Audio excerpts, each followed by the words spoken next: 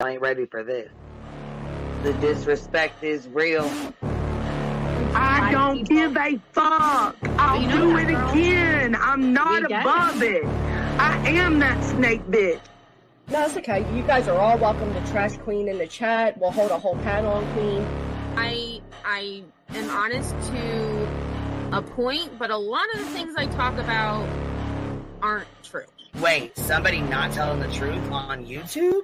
Are you fucking serious? Oh my god. Oh my god. Got a monster inside of me. You better watch out if you ignite me. The road ahead of full prophecy to be the greatest beast the world has ever seen. I feed him every day like the bones clean. I feed him all the hate and he grows me. And he gets caused real big, pissed off quick. And if you cross him, you might drop dead. Metaphorically, of course, settling the sword. Never getting bored, loves the blood and gore. Always wanting more freedom from the source. They don't really understand until they feel the push apart. If you start shit, you'll be heartless in the darkness. Torn apart quick, you left scars ripped. You'll be chewed up and discarded.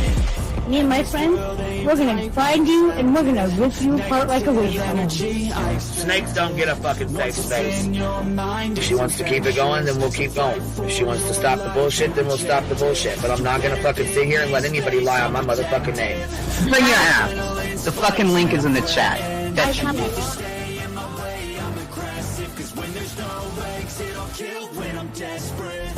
Oh, loose booty, wet panty looking ass boy. Replay that, Queen. Her name is Queen. It ain't really so much Queen. Queen B. Queen B. Queen B. Okay, there. Queen B. Queen B's money. Queen B ain't got no money. Queen B. She always fucks some shit up. I don't know why PJ doesn't get his ass on a motherfucking leash and get his ass under control. Fuck. Better than never. I can feel my heart rate, adrenaline pressure. It's stormy weather, lightning, thunder, pouring weather. Yo, I'm a go-getter, try to do it like me, better do it better. I got a mind that's clever, the beast inside is competitive as ever. I'm conscious, my subconscious, an accomplice to me. I promise the darkness, I can honest believe. But don't cross me, I might lose control of the lost beast. He's locked away inside with the key control, by fight or flight. And I haven't brought it public, you know why? Because someone that I was fucking close to is in the middle of a goddamn lawsuit. How do I get my hands on your stuff? Because I need something to clean these titty frauds. My job is just not doing it.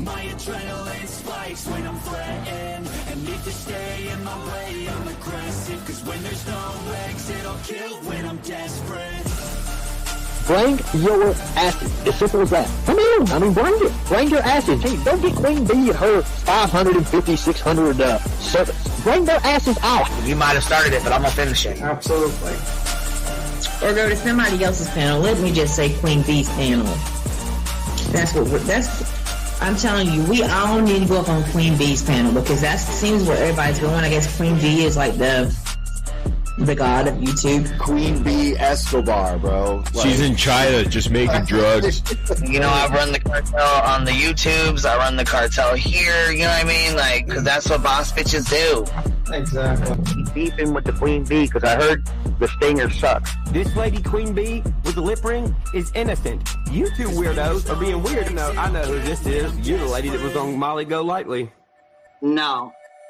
You have no doubt QB could hold her own with any female on YouTube. Let me tell you something we all learned a long time ago. I would fuck her up and drag her from here to China. Let's meet one-on-one.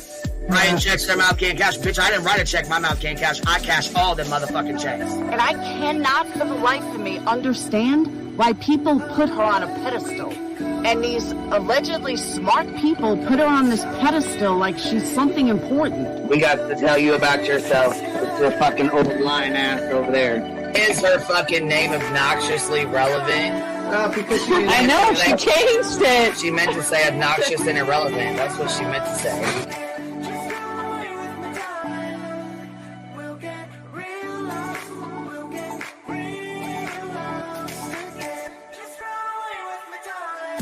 And coincidentally, it sounds exactly like Queen Bee's voice because, as I've always thought, Queen Bee is using some sort of slight distortion on her voice when she broadcasts. Exposed! Queen Bee exposed! Oh my god, exposed! Oh my god, bitch. Did they get that Dugan? Said they get that Dugan. That shit chronicle with Shady. You better fucking shut your mouth with that. Bro, stop.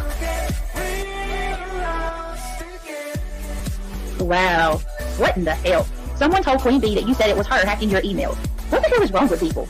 Right? Take your ass to bed. It's fucking past your bedtime. Go on now. Right? Why you gotta be crying? Motherfucker killing the vibe, bitch. Take your ass to bed.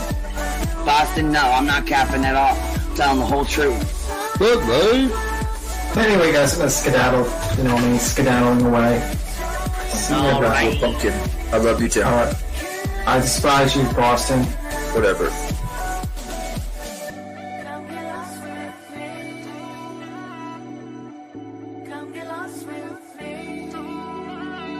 Good morning, beautiful.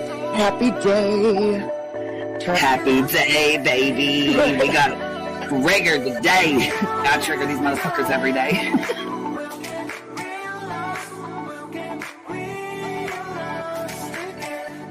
Baby Jesus showed us that, you guys. I swear to God. I know that's right, because you just put right on that shit.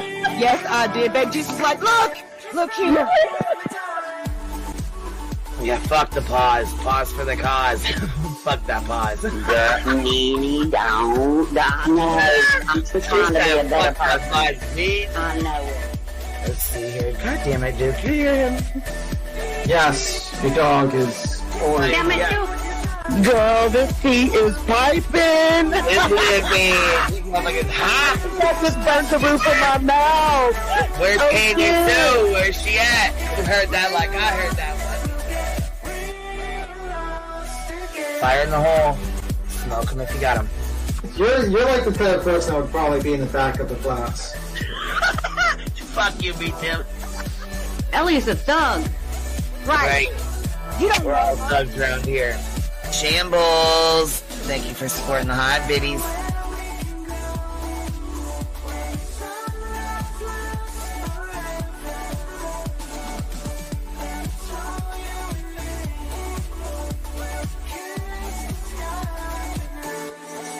Y'all wasn't ready for that, was you? Wait, I wasn't, bitch. I was not. I wasn't even close to ready for that shit.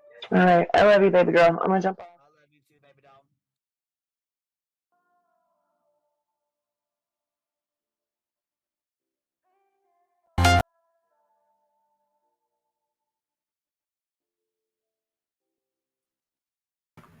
What up? Hey, what's up? I got a little time. Happening? Nothing much. Got a little time before I go to bed. Yeah, I was like, man, you want to come talk some shit with the person from the back of the classroom?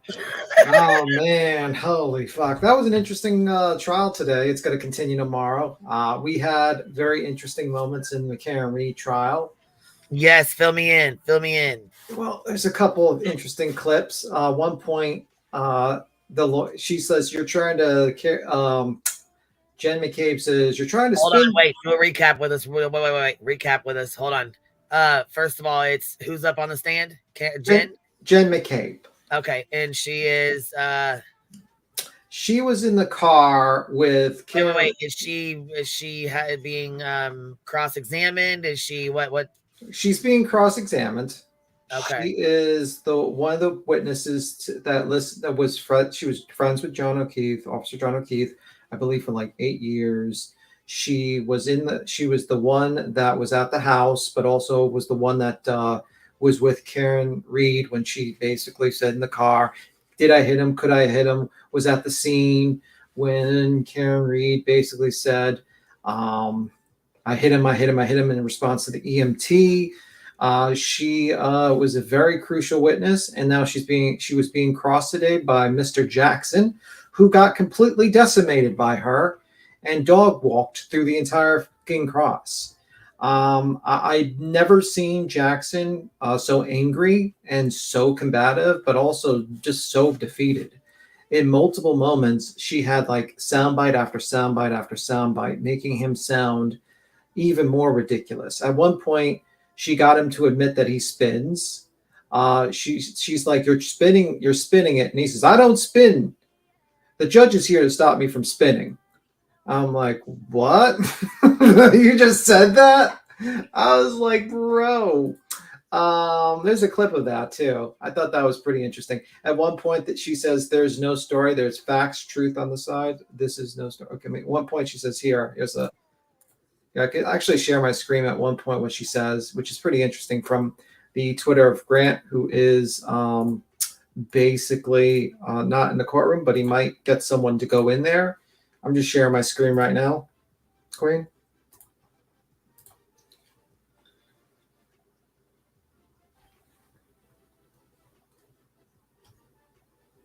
Oh, yeah. I mean, I think she wasn't counting the arrival as one move, and Jackson was counted as three. I think mainly because Jackson wanted to say one, not two, but three for his theatrics. But this was an interesting scene. There is no story. There's facts and truth on this side. There's no story. The story that you've created is not the truth. Did I create? I hit him, or did you? That's fact. A fact that conveniently you didn't. I thought that was a pretty interesting sound clip. It definitely was. If you didn't hear it, I'll play one more time. There is no story. There's facts and truth on this side. There's no story. The story that you've created is not the truth. Did I create? I hit him, or did you? That's fact. A fact that conveniently you didn't. No, there is no. I also liked how he kept on trying to pull up the grand jury minutes and just trying to quote her. And she's like, give me the papers. I want to see them. I want to see them. I want to see them. By the way, a brilliant tactic by this lady who basically forced him to not only to keep honest and not just like manipulate her words and try to make them sound different a little bit here and there, but it also throws off his momentum. And it's always a good idea to always ask if a lawyer's quoting from something, ask to see it, because it throws off their momentum and it also lets you have time to kind of refresh your memory. And also you can't pull the shenanigans that Mr. Jackson has been pulling over the time period. Another interesting little tidbit was the whole deleted phone call situation, which, by the way, people keep on saying, oh my God, what was it, 9 calls deleted or something in this time period and this time period.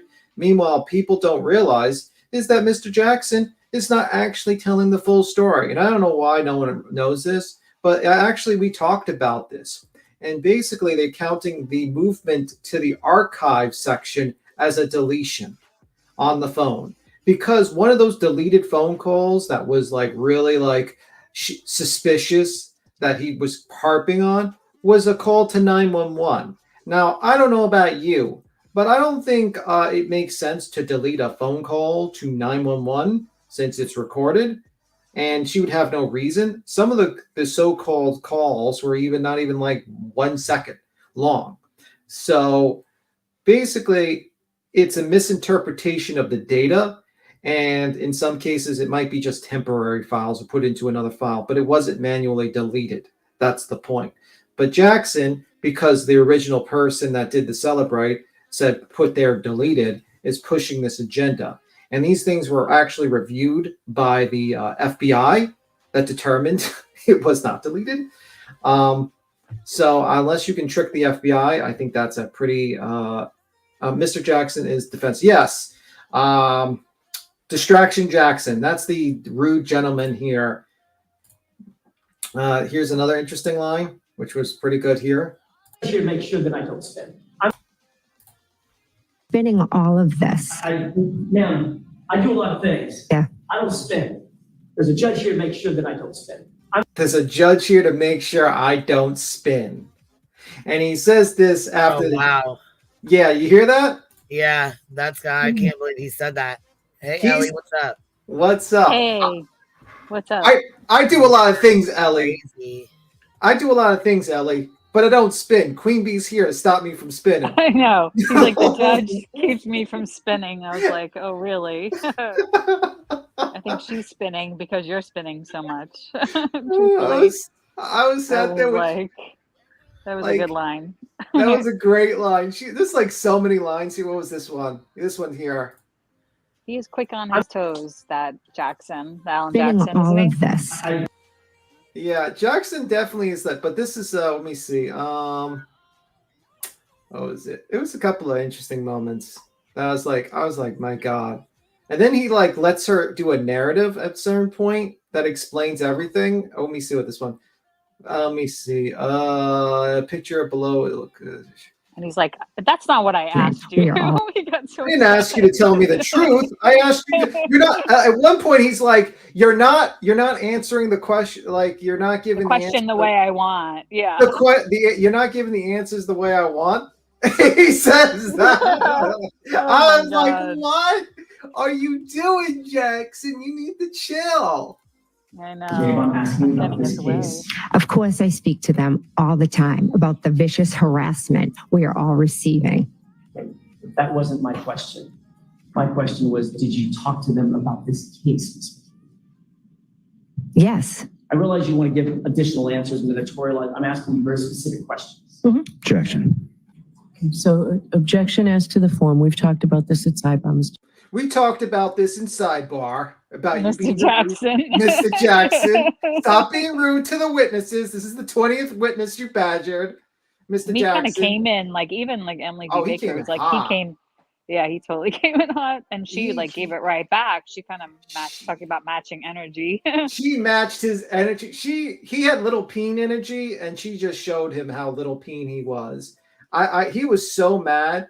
I was just laughing. I was like, oh my God, he is done decimated. Imagine you are a high-priced attorney making $1,000 an hour and you get owned by a soccer mom on the stand.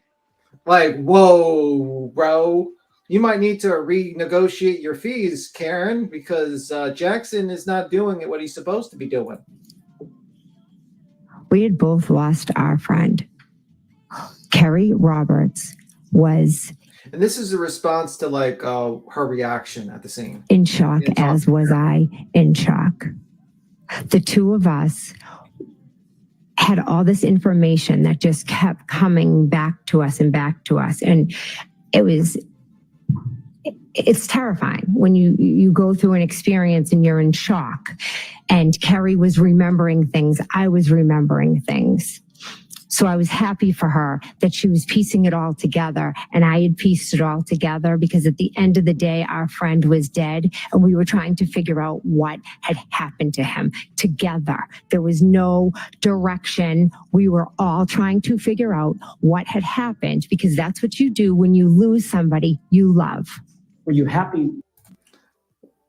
That's pretty powerful. That's a pretty powerful statement, I have to say. The calls they claim were deleted were because her call logs were full and your iPhone auto archives. Yeah, that's what it was actually. Yeah, it auto deletes. That happens to me all the time. It goes to archive. It actually, we played the video and I think she did a great job. Thank you. Yeah, I think she did too. And this is what the problem with Jackson. Jackson is, I kind of want to call him like the Prince of Lies, like because he twists the truth a little bit. He claims that she deleted it. She testifies no. The only thing she deleted was, and she said this on the stand, was text up to her daughter. And that was she asked the officer, because you didn't want to give personal. And that's normal. You don't want to give like text to your family member, like your kids, to the police. Because then you have Mr. Jackson probably reading it in his private office or something, maniacally laughing how he can use that for blackmail material. I don't know. I don't know. Maybe. Who knows? Let me see. What was this one? There is no story. There's facts. Okay, we know that one. He's staring at Karen Reed again. So this is John O'Keefe's brother just staring at like fucking Karen Reed just angrily. He really. Let me see. Like, look at that. He's just giving her the stink eye, just staring at her. He hates that one so fucking much. It's funny. This one is the 3-minute one. He knows what the fuck the truth is. This is pure innocent fraud bullshit. Yeah, like Roberto Black talked about. Yeah. This is absolutely. And you know what? It's a lot of ignorant motherfuckers that hop on this case, have no research on the backgrounds. They hear, 10 calls were deleted, but not realizing that those are archives. That I can understand you're a little ignorant of, because that's a complicated subject that will be addressed by the Celebrate people. But there's other things that just don't make sense to me. Like, you literally have the taillight broken at 8:20. You literally have Mr. Jackson trying to say, you said cracked in. And when she's like, yeah, I said it was cracked. Does this broken taillight look like it's cracked? It's like, that's a term of art that everyone uses for taillights. No one says shattered, completely missing. So usually people say cracked because there's still a piece there. Yeah. But see, this is when she explains the whole did I hit him concept. On Friday, that my client said at the scene, when you got back to the scene, 34 Fairview, just after 6 a.m., she said, I hit him 3 times. She declared it, correct? Correct. Not once, not twice, 3 times. I hit him, I hit him, I hit him. I swear to God, he's in love with the, not once, not twice, but 3 times, because he's just in love with that. I swear to God. I don't know if it's like the, he just like thinks that sounds theatrics. It makes him sound like a fucking hack. What do you think, Ellie? Yeah, I mean, he's very theatrical. He is theatrical. He belongs to Hollywood. He belongs to Hollywood. He used to be a prosecutor. I feel like a prosecutor than a I don't know, don't you think? He used to be a prosecutor, and there's a reason why he's not a prosecutor anymore. He got a Spectre, right? Or he he convicted Spectre, I think. Yeah. Yeah. Yeah. Mm-hmm. But then correct. You have a very specific memory of that event, do you not? I do. Obviously, that's an incredibly impactful thing for you to remember. Is that right? The proper way to phrase that is that an eventful event to remember? Is that correct? Not how he's phrasing. He fucking phrases questions horribly. Like, it's like he makes a statement and then adds, is that correct or is that right, to save it, to make it look like a fucking question. Sir, can you actually form a proper question when you're a fucking attorney getting paid $1,000 an hour? Like, I've seen fucking literally people who have car accident cases form better questions than you. Good morning. It was an impactful statement, yes. And you remember it today as well as you remembered it the day she did it. Do you remember? Do you? Add the do you remember? Oh my fucking God. Yes.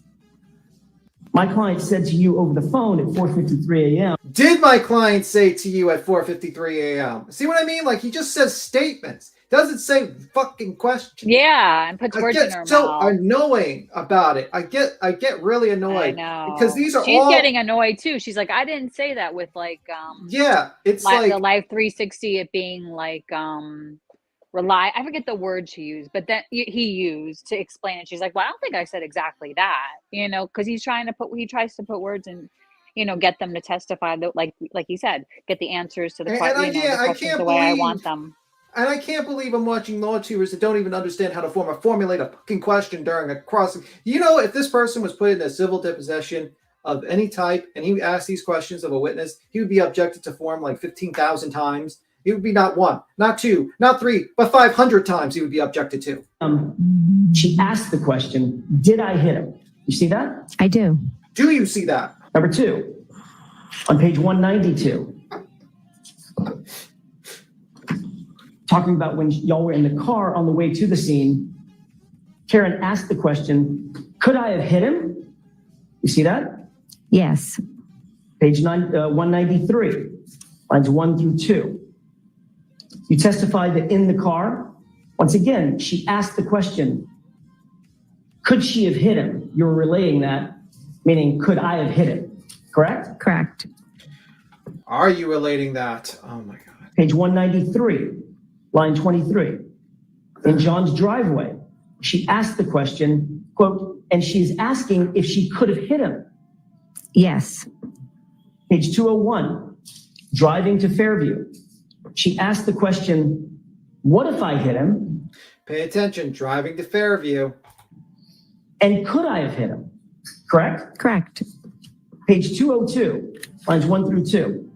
While driving to Fairview. Still driving to Fairview. She asked the question, could I have hit him? Correct. Page 208, lines 24 through 25. Outside at Fairview, she asked the question, did I hit him? And went on to ask, could I have hit him? Correct? Correct.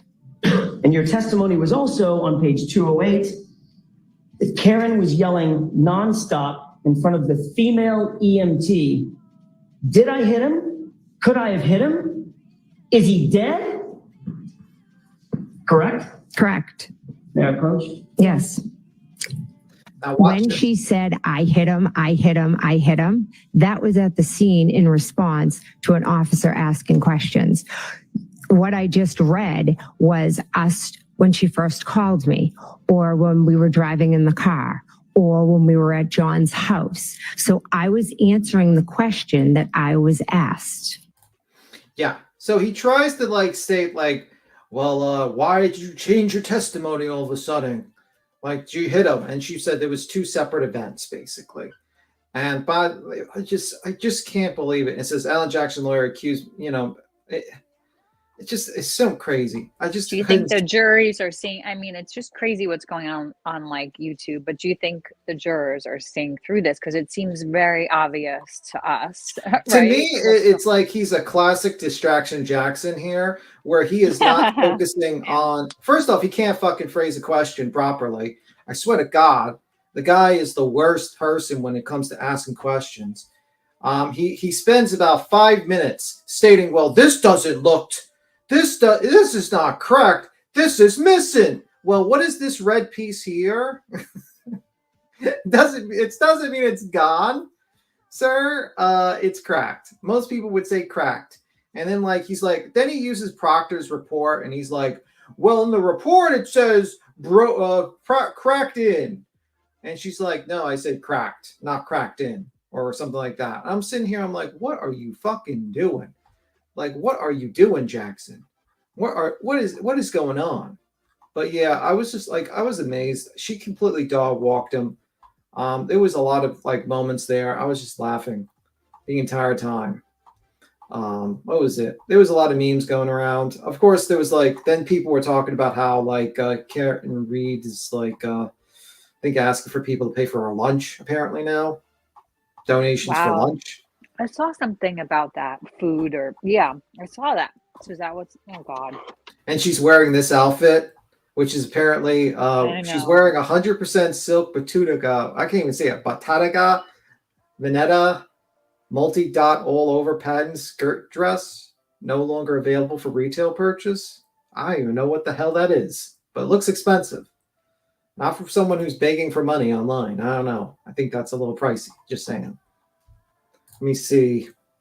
That is a common practice by lawyers to make statements, but not. Yeah, and to me, it pisses me the fuck off. Like, I think that's so skeevy because you're testifying. You're not supposed to testify. You're supposed. Well, I thought in cross you can ask leading questions, right? Yeah, but like.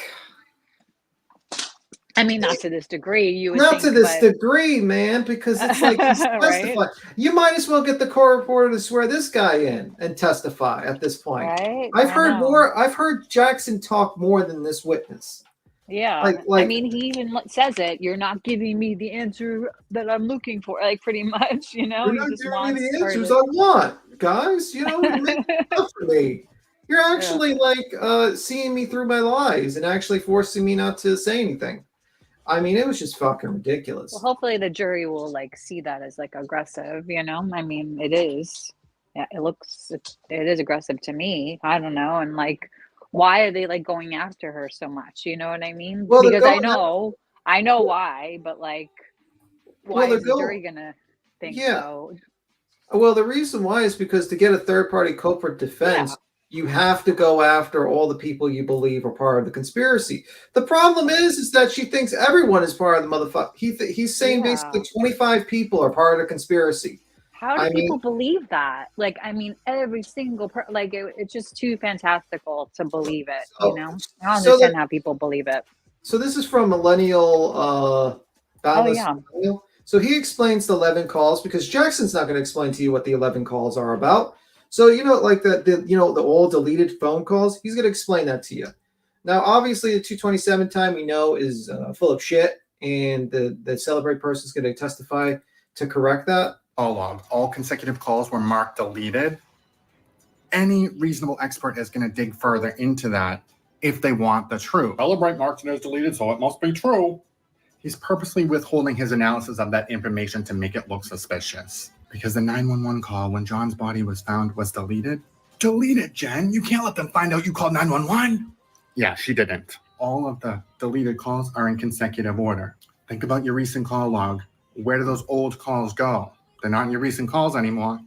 And all cell phones, all devices have this set up where there's a temporary folder so that you can quickly access your most frequently used information. And then they have archive folders. And it looks like Celebrate is categorizing the archive data as deleted. And that's why you need an expert to analyze the information. And if you're dealing with slimy people, they will omit those details. I noticed the FBI didn't comment on the deleted calls. So the defense can pick and choose this. Yeah, now that explains. I hope that explains that to you. So when all these like fucking law tubers that come up here and be, that's suspicious that they deleted. She deleted those calls. It's like, yeah, I wish you actually did research. That would be fantastic. Fantastic. Because this shit was out, I don't know. This was explained about 2 months ago. This was explained 2 months ago. And I sat here and I had to like listen to these guys. I swear to God. What do you think, Ellie? What do you think, Queen? Queen's like, oh, what the fuck are you doing? No, I mean, I don't understand, like, because I see Willow too. I see some of like the polls. Like, there's so many people that think she's not guilty, that this conspiracy is for real. It's just nuts. I mean, so many people would have to be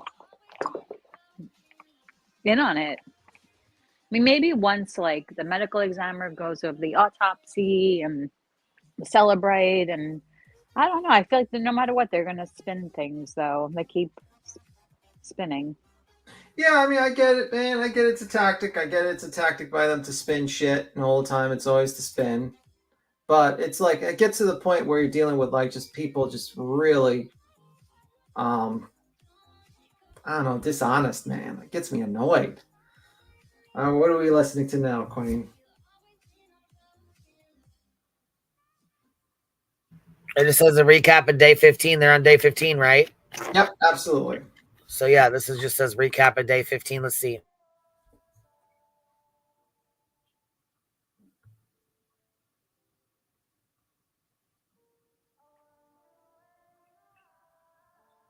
It don't have no volume for me. Does it have volume for you?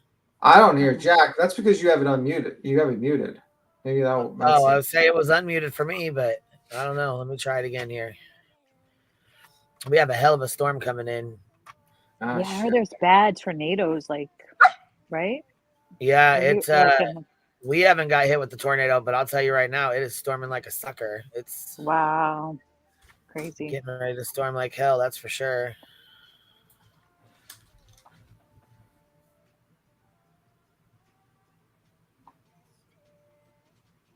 No, I mean, like, I think a lot of people are just very ignorant of the facts of this case, and Jackson is called Distraction Jackson for a reason. Yeah, I guess so. I mean, all right, let's list this. What's the yeah? There's like there must be no sound at first because there's nothing on here at first, and then sound just starts playing. So, Jesus Christ, high production these guys are doing. Yeah, that's kind of cool, that little thing. I remember I seen that in the city. I don't know. I thought I saw it in New York. I'm not sure. It's kind of cool. Kind of weird. Maybe we could skip the front. Dippy team say I don't hear Jack. Anywhere else. Canton Confidential. The Karen Reed murder trial. Tonight 7. Is that your new Nissan Sentra? Yeah, crazy story. So this morning I'm at the Nissan Gorilla of Summer. He shows me. Hurry! We zoomed today. Oh my God! The fucking I was in a state of shock. With Jennifer McCabe back on the stand. Everyone was running around, and what seems to be forgotten is that my friend was lying there on the ground. Today, the defense focused on what has been said. Ms. McCabe, the truth of the matter is you've manufactured this new story for this jury because you think it helps you out. Absolutely not. And what was allegedly heard. But I can tell you today, with 100% clarity, she said, I hit him, I hit him, I hit him.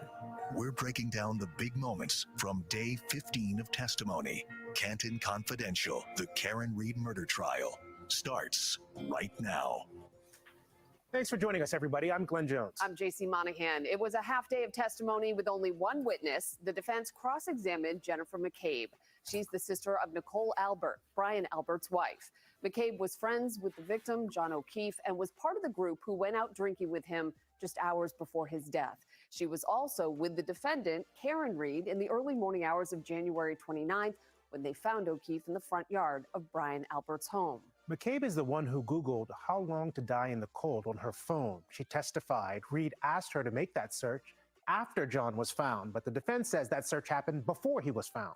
We'll have to wait until tomorrow for more on that. The defense didn't get to the Google search, even though they cross-examined McCabe today for more than 3 hours. So a lot of details to get to from today's testimony. Our Kirsten Glavin live in Dedham with the biggest moments. Well, it was a long day with a lot of pushback from Jennifer McCabe, who even made it a point to look directly at the jury when answering some of her questions. Jennifer McCabe returning to the stand Tuesday morning and remaining there for a 4-hour day of court. If I'm looking straight out at an SUV, I'm not looking down at the ground. McCabe cross-examined about the night she saw Karen Reed's SUV parked outside of the home on Fairview Road in Canton, where their group of friends had gathered after a night of bar hopping. Where was the body? I have no idea. I'm assuming the body was on the front lawn. Reed's defense later questioning about that next morning when John O'Keefe's body was found, showing paperwork indicating McCabe never testified to a grand jury in April of 2022 that she heard Reed confess. Every single one of those, 12 separate times, you indicated that she asked a question, something like, could I have hit him or did I hit him, correct?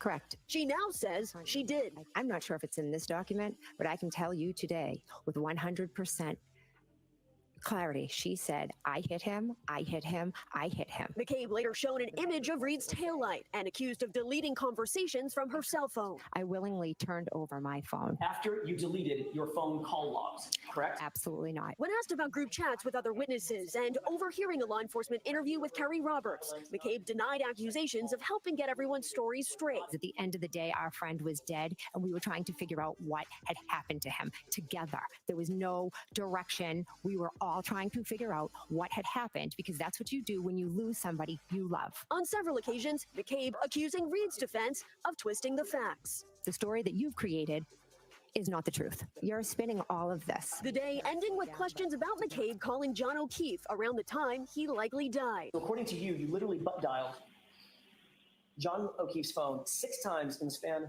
of 19 minutes. Is that right? I don't remember making any of those calls, so my assumption is I put my phone in my back pocket, and that was it. A lot of tense back and forth there. McCabe will be back on the stand first thing tomorrow morning. Kirsten, I know there have been peaks and valleys to the number of Reed supporters who have been outside the courthouse, but it sounds like today was one of those peak days. Yeah, Glenn, there was a huge showing of support by those Free Karen Reed supporters we've seen outside of the courthouse here. We do have some video that I want to show you. They even set up a tent outside as well. Oh, I heard about the tent. Cardboard cutouts, a lot of signs as well. Everyone continued to wear pink this afternoon. Of course, it was a nice day, so that could have played a part in that. But also, Jennifer McCabe really is a star witness for the prosecution in this case. So it's likely because this was a very important day in terms of testimony so far. We're joined now by our courtroom insider, Sue O'Connell. Sue, we want to talk about the mood inside the courtroom today. Before we do, we have a little bit of the voicemail. It was extracted off of John O'Keefe's phone. Let's listen to that and we'll talk on the other side.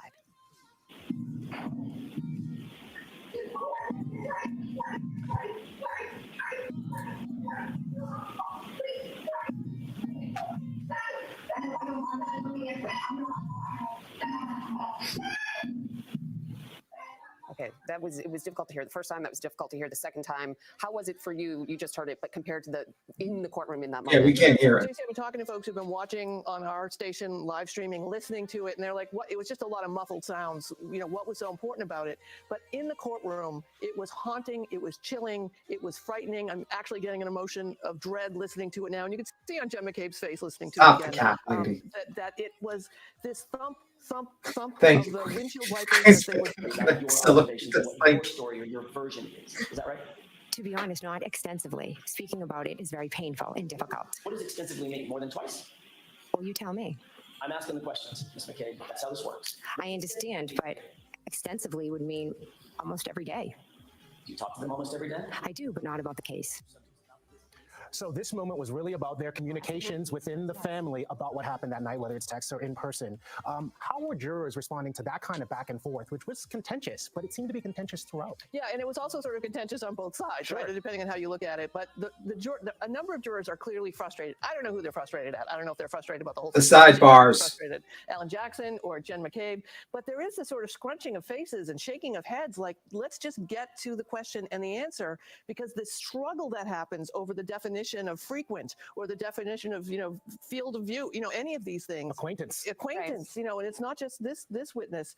It really does try the jurors' patience, and you can see it. Again, I don't know if who that's working in what favor, or it's just Not the working fact of for life in your Jackson. trial, that the person gets to answer the questions, and you have to answer the way they're asked. And Jennifer is back on the stand tomorrow for a continuation of the cross-examination. Yes, indeed. All right, Sue, thank you so much. Coming up, we are talking to one of the most watched streamers on YouTube for her live coverage of the Karen retrial, Emily Baker. We'll be right back. Oh no! Oh no! At least it's not that little lady. I mean, at least it's not her.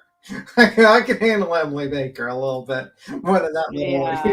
Yeah, but see, Emily Baker still acts like she doesn't know what's going on either.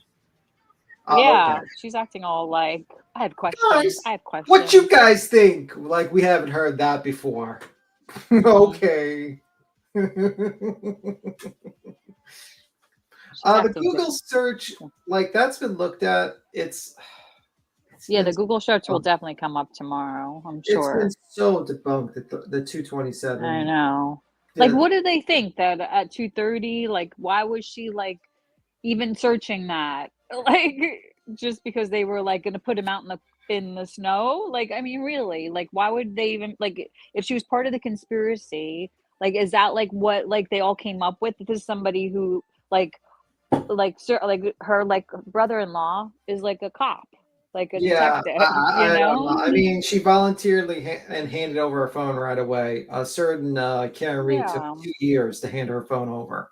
Just saying. Let's just say that much. And then took a trip to Florida when the subpoena was out for her phone. And then that wasn't for the like Turtle Boy stuff, though. I think they got her phone records a long time ago. I don't know. Either way, that was the more recent stuff that she was, because remember there was all the signal stuff and everything. Willow agrees. Willow agrees. Emily typically doesn't cover this type of case, so she probably doesn't know as much as we might think. She normally sticks with civil stuff. Oh, I didn't. Yeah. Well. No, I don't know about that. I thought she covered the Murdoch trial. Yeah. Yeah. I don't know. She covers ones that are sometimes popular. I mean, she did Johnny Depp. She does do civil, a lot of civil. She actually does, but like she does some, criminal too. All the lawyers was definitely. No, I just think it's a very tantalizing story if you think about it in terms of a conspiracy. It's fantastical if you think about it in that term. But it's like, oh my God, family members are actually talking to each other almost every day. Shocker. And it's like, if you think about it like that. But it's like that in like towns like that in New England. You know what I mean? Like, it's a big family, and it's nice that they're like people just don't get it on the YouTube that people have normal family life, Mm-hmm. Then he says, what are your thoughts on the butt dials? To be honest with you, I don't know why he's focusing so much on like 7-second calls, because we know that's obvious voicemail and all that stuff. And it could just be random calls. And I feel like he's frustrating the jury with this shit, just like that lady's stating. And it's probably not a good thing. Because at the end of the day, if I asked any of you, I said, people that watch Karen Reed's case all the time, and I says, can you pick out the particular parts when Jackson or Yannetti caught a witness in a lie and really changed your mind at these horrible things? Most people probably wouldn't remember, to be completely honest with you, because I probably don't remember. And that's the problem. And he's wasting his time and he's wasting his credibility, because a lawyer has a defense lawyer has a certain number of much of credibility that you have. And he's wasting it all. Every single witness, he's like dwindling it down. Oh, he don't care. You don't care. Well, he doesn't care, but the problem is that the more he does it, the more likely the jury's not going Yeah. to go on They his side. care. Yeah, I mean, he's kind of doing the job of a prosecutor and a defendant. And it's strange because the Commonwealth is doing the job of a defendant and a prosecutor because he's literally defending every witness of not being a murderer, while the defense is trying to prosecute every witness as a murderer. And the problem is that the defense has 20 people or 25 people they're accusing of being part of a conspiracy and murder plot and frame. And the problem is that there's a level of disbelief that people have. You can say 5 people are part of a conspiracy, but can you say 25? yeah, it's a lot.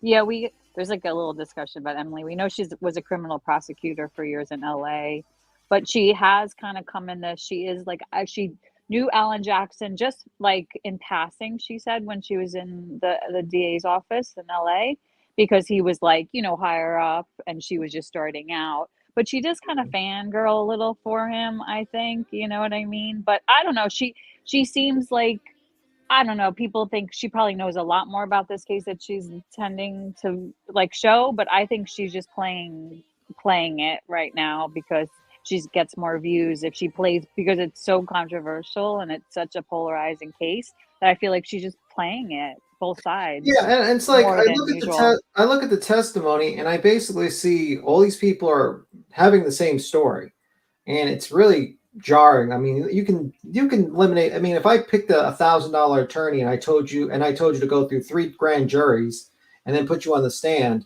of course she doesn't know Lolly. Emily D. Baker does not know Lolly. No one knows Lolly. Cupcakes. Yeah, no, he's local. She knows Alan Jackson from Los Angeles. Alan Jackson, look him up.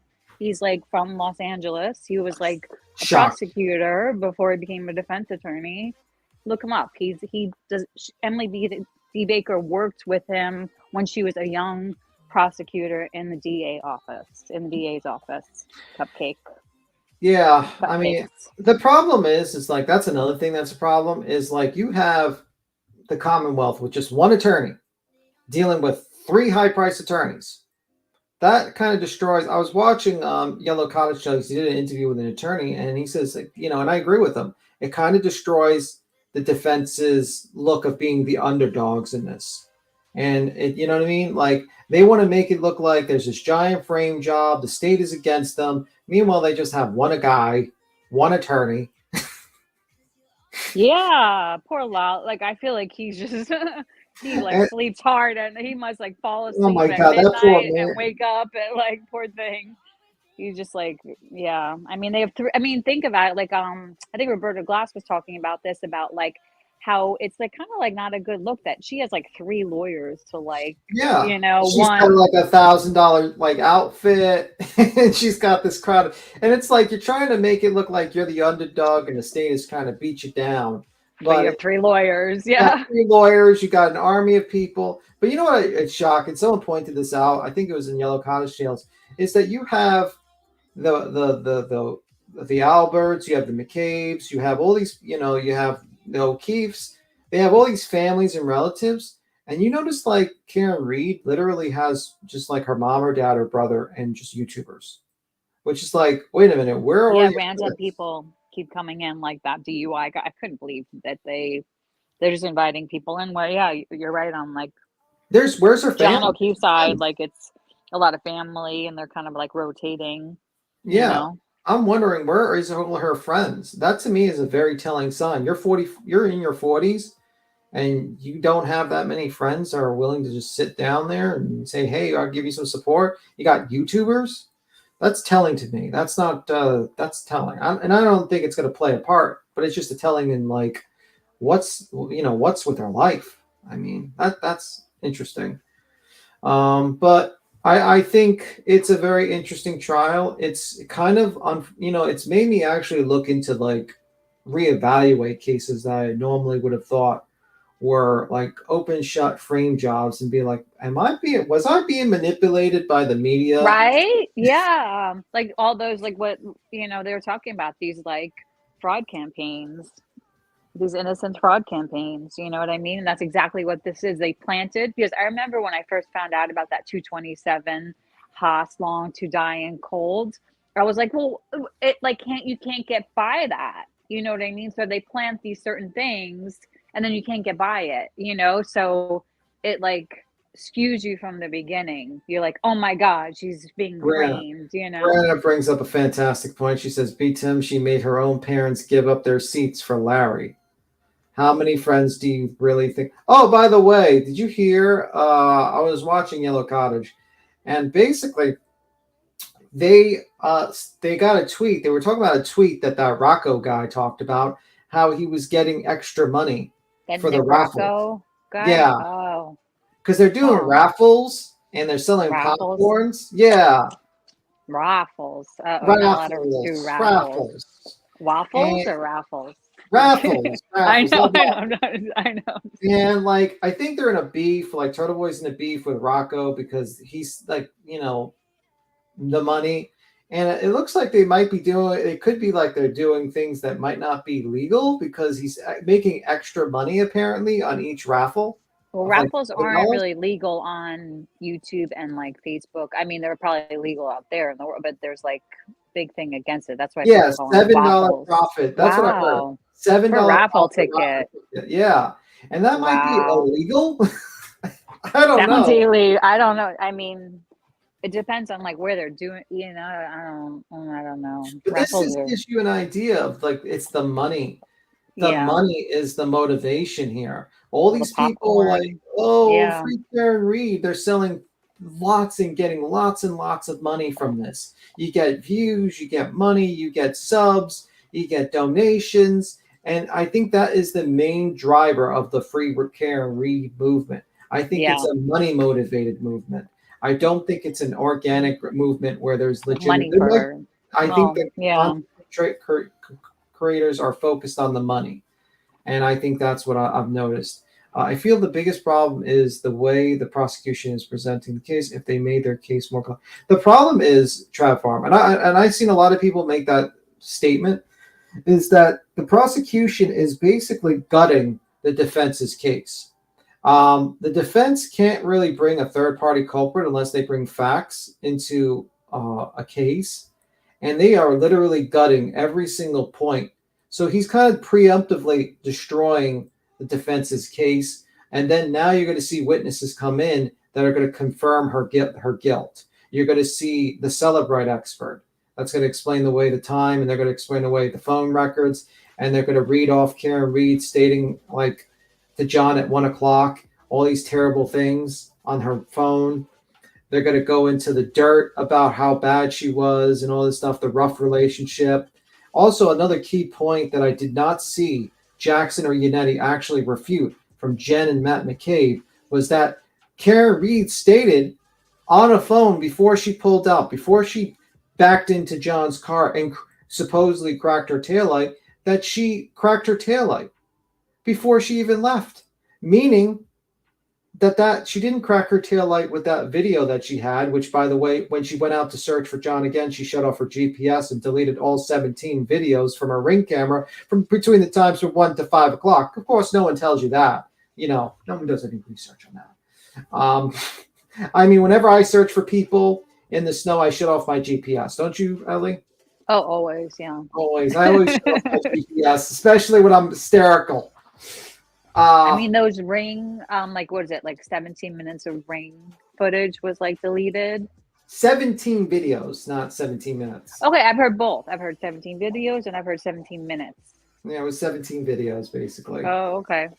Because somebody corrected me when I said 17 Micah Proctor, videos. I feel like Micah Proctor could be the biggest disaster for the Commonwealth, or it could be like the biggest no burger in the world, Yeah, I think he's gonna be like the biggest. I think it's gonna be like a wah, wah, wah, you know. People because they were building up this Jen McCabe thing. They were like, "This is good. We're gonna use her. She's gonna be the center point of our conspiracy theory." And so far, it has been wah wah wah, wah wah wah wah wah. Right, and Kerry Roberts will be probably just kind of going along with some of the things that Jen said, I'm sure.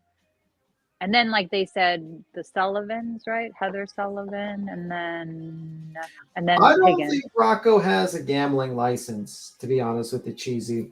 Oh, okay. So that's what you need. Yeah, there's like really like strict stuff about raffles and waffles. Waffles or raffles? Well, no, well, they call them waffles to get around the word raffle on like Facebook. And we're getting the fish tank treatment. Do you see the background? We got the fish tank. She's still nice. We're going to the fish tank. Things like you fucking people, man. You're going to the fishes. Fucking Karen Reed bullshit. She's threatening us right now, guys. She's saying we're gonna sleep with the fishes soon if this keeps up. Do y'all hear that rain behind me? Wow. Yeah. I was gonna say I'm on mute for right now. I'm just kind of hanging out back here because I can't really leave it off mute. You can hear that rain so damn hard. Yeah. It sounds Well, it's so kind of relaxing. It's kind of relaxing. Yeah, I love the sound of rain. You could sing the song, "The Rain Song Dropping on My Head." while you're on this live. Dear Willow. Oh my God, that's cool. It's like disco. In the disco. The disco. We're in the disco, guys. I feel like I'm walking. So, I mean, like, pretty much tomorrow was going to be a shit show tomorrow. I'm going to love it tomorrow, the camera. Yeah. Welcome in, everybody. Welcome in. Come on in. Oh, did you see JLR's new Amazon wish list? Did you see JLR's Amazon wish list? Oh, what's on it? Anything interesting? Finger pointers? Look at his community tab, Queen. Who is it? JLR has a Amazon wish list. Oh, no shit. Yeah, he also got a new he's on his community tab. He says, "Thank you, Debbie, for the gimbal. This will provide everyone amazing coverage for your next boots on the ground story." And he has like an Amazon wish list now. Here's the Amazon wish list. You can actually go to his community tab. I feel like they always get a gimbal first. They always get the gimbal. He's got, and it's not like insane things. Like, I don't know why he needs night vision goggles, but that's the only thing I was like, what? Why do you need night vision goggles? Wi-Fi mobile hotspot, that type of stuff. Netgear Nighthawk. Olive Garden. Gift certificate. Olive Garden. McDonald's. Cracker Barrel. Pizza. Cracker Barrel. Applebee's. PetSmart for the cat. PetSmart. Oh, yeah, he's a cat. Oh, yeah, definitely Starbucks. Buffalo chicken wings. I know exactly what this guy eats now. Subway, McDonald's. I lost Texas a lot of Roadhouse. respect. I lost a lot of respect for JLR. He eats at Olive Garden. That is the worst. Red Lobster. I thought they were going out of business or something. Well, Debbie said this Debbie did not buy JLR's gimbal. Are we sure about that?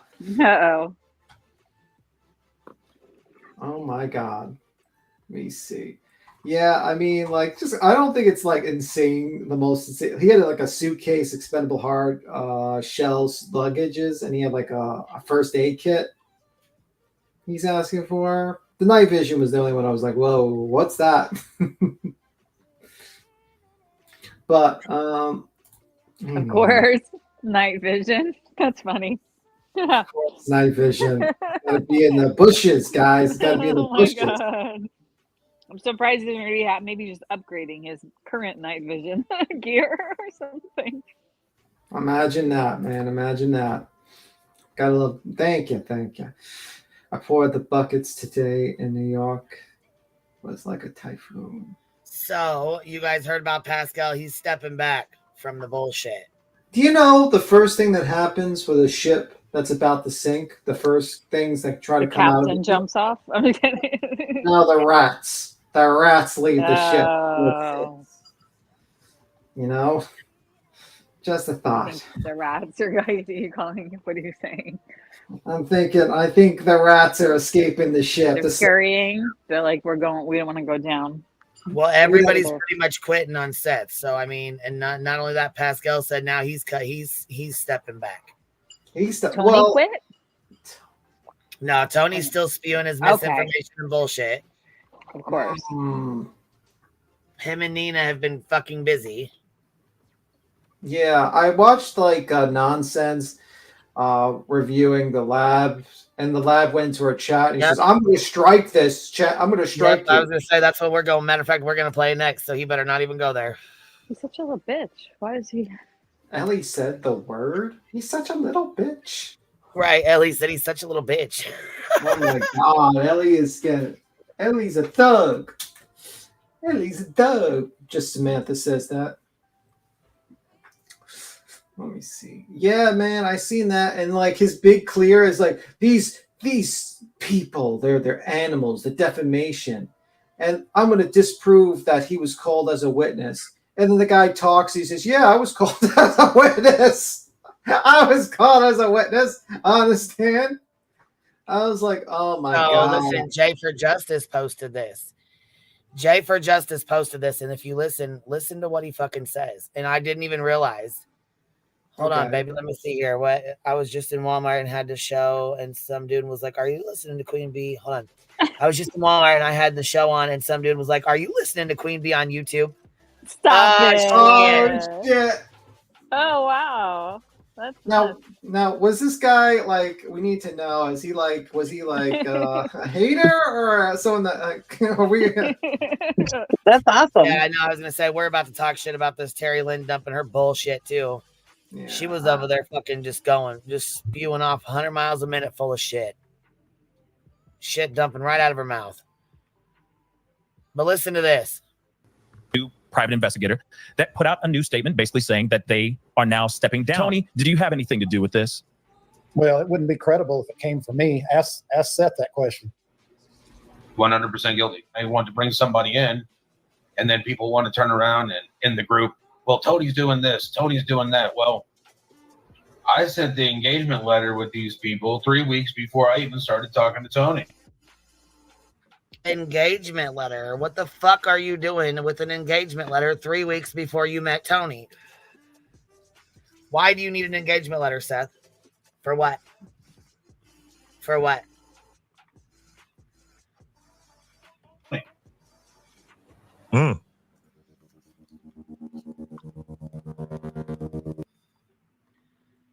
So why do we need an engagement letter? What the fuck?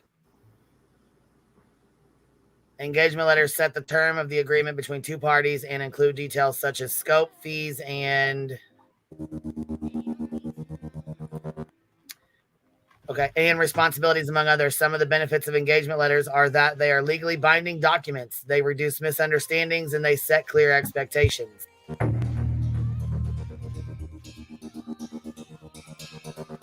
If Seth signed a contract 3 weeks before Tony announced his involvement, how did Tony and Seth actually meet? And why is he signing contracts with people? And then getting into a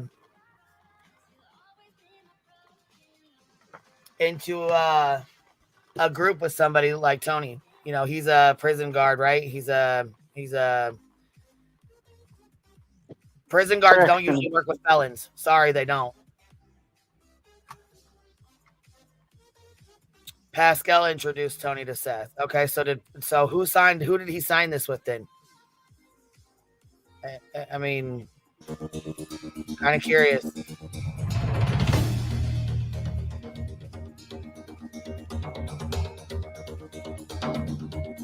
Yeah, I'm wondering the same. Who he signed it with? Why enter into a legal contract at all? And for what? Why? What are you doing? What enter into what legal contract for what?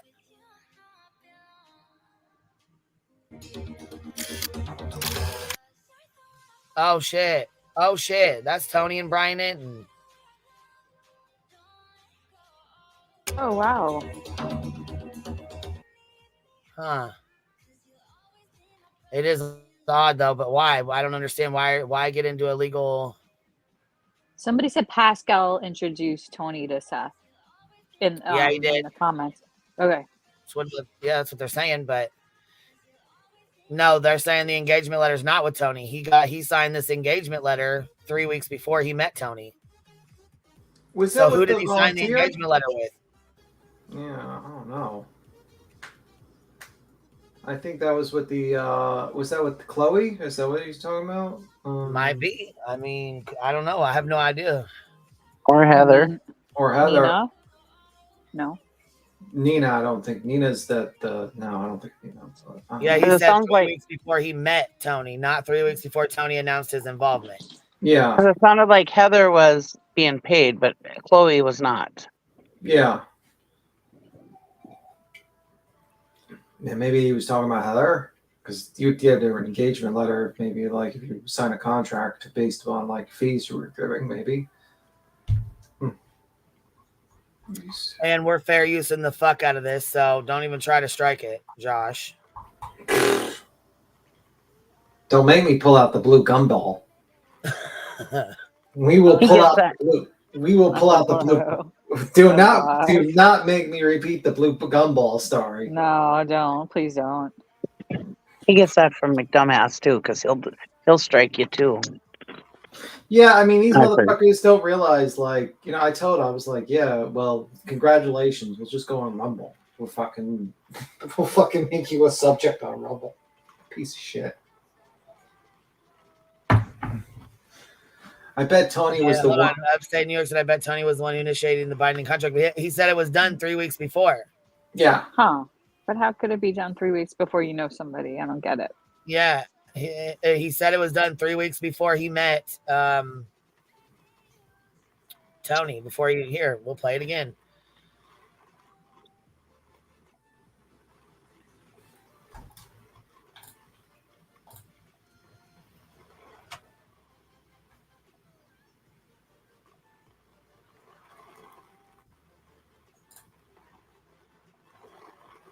Lord, I'm gonna sleep good tonight.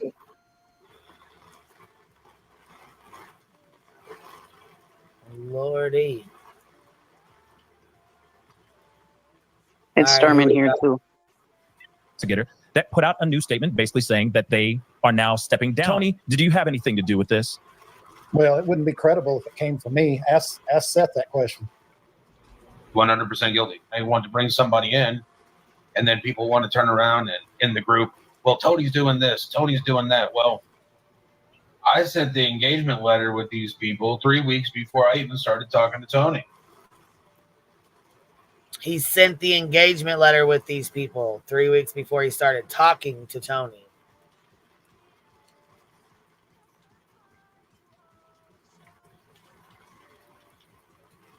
Interesting. What people? We need to know these people. Tony and Nina came from the Texas Caleb case. Okay. These people would be Chloe and Heather then, or what? I mean, who? Tony and Nina from Before I even started Tony and talking Nina. to Tony. I don't know. Tony and Nina, he said. Because he says guilty. Let me play this again. No, let me play this again. New private investigator that put out a new statement basically saying that they are now stepping down. Tony, did you have anything to do with this? Well, it wouldn't be credible if it came from me. Ask Seth that question. 100% guilty. They want to bring somebody in, and then people want to turn around and in the group, well, Tony's doing this, Tony's doing that. Well, I sent the engagement letter with these people 3 weeks before I even started talking to Tony. The people that the PIs wanted to bring in? Maybe?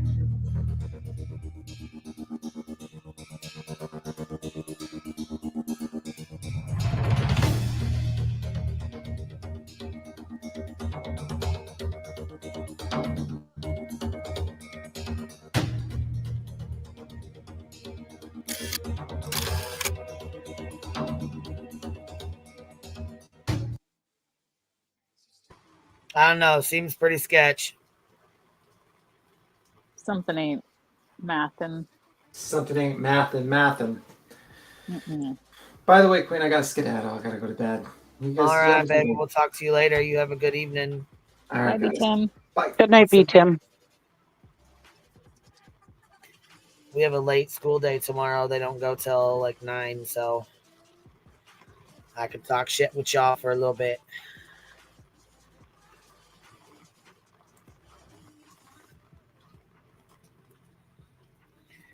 Did you guys watch the interview with Trevor Lee? Did anybody watch the?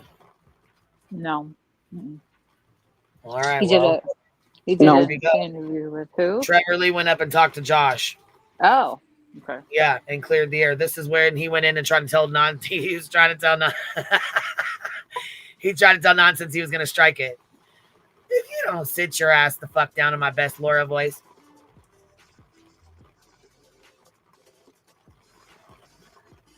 Josh trying to strike somebody. We should have had B. Tim up here in the lawyer voice.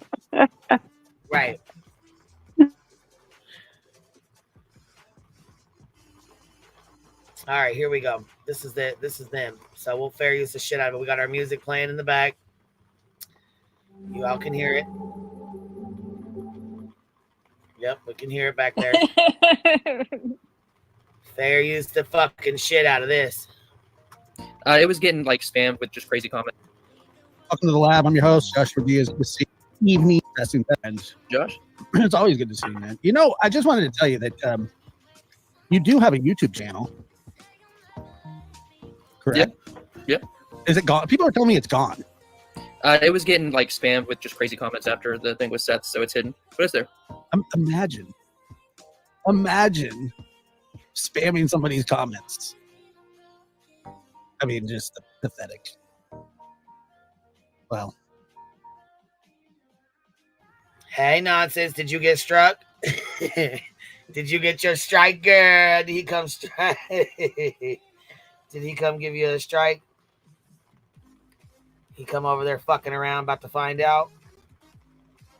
I can't believe Smiley said smile around and find out. No, baby. No, baby. See, it's fuck around and find out. You ain't taking that, so go on somewhere with that. She always says that. I'm sick of that shit. Stop copying our shit, goddammit. All right? Get your own shit. Be original. Get your own stuff. Make your own shit up. I laugh every time she says stay woke and she doesn't even know what woke means. Bitch, when she turned around and said mic drop, I was like, what? The fuck Right. That is not a fucking mic drop. What are you doing? Stop that. Right. I bet that's probably what my kids think when I try to be cool. I know. Stop it. Sometimes when I say stuff like sus or something, my kids are like, and they're adults too, but they're like, don't ever say that again. Don't ever say that again, Mom. Like, You're me and my almost YouTube 50. friends are fucking cool. Don't do that. Don't do yourself like that, because I'm cooler than cool can be. I'm cooler than Ice Cube, babe. Don't try it. Don't fucking try it. Sorry about that. Oppose it in Tennessee. Yeah, what is it there? What's the Tempe? Mid-80s. Oh, it's let me just say this, because there was some confusion about the last show. That we did, and I want to say that neither of us are anti Seth Rogers. We don't advise him. We aren't advising him. Correct, Trevor? Right, absolutely. And we wish him the best in his search for Sebastian. And if he ever needs us or me or Trevor, we're here. Okay. But other than that, we understand the feelings that he has. So, we just want, I want that to be clear. And I'm sure that I speak for Trevor when I say that same thing. Excuse me. Absolutely. Yeah. I mean, he's in a position that nobody should be in. You guys don't want to fuck with him anymore. Sort of fond of each. You're not fucking with him anymore, so we get it. All right. Everybody's walked away from him pretty much. I think everybody's pretty much walked away from him at this point. So yeah, he's got Tony, but I mean, Pascal's done, the lab's done. Looks like JLR and them are pretty much done.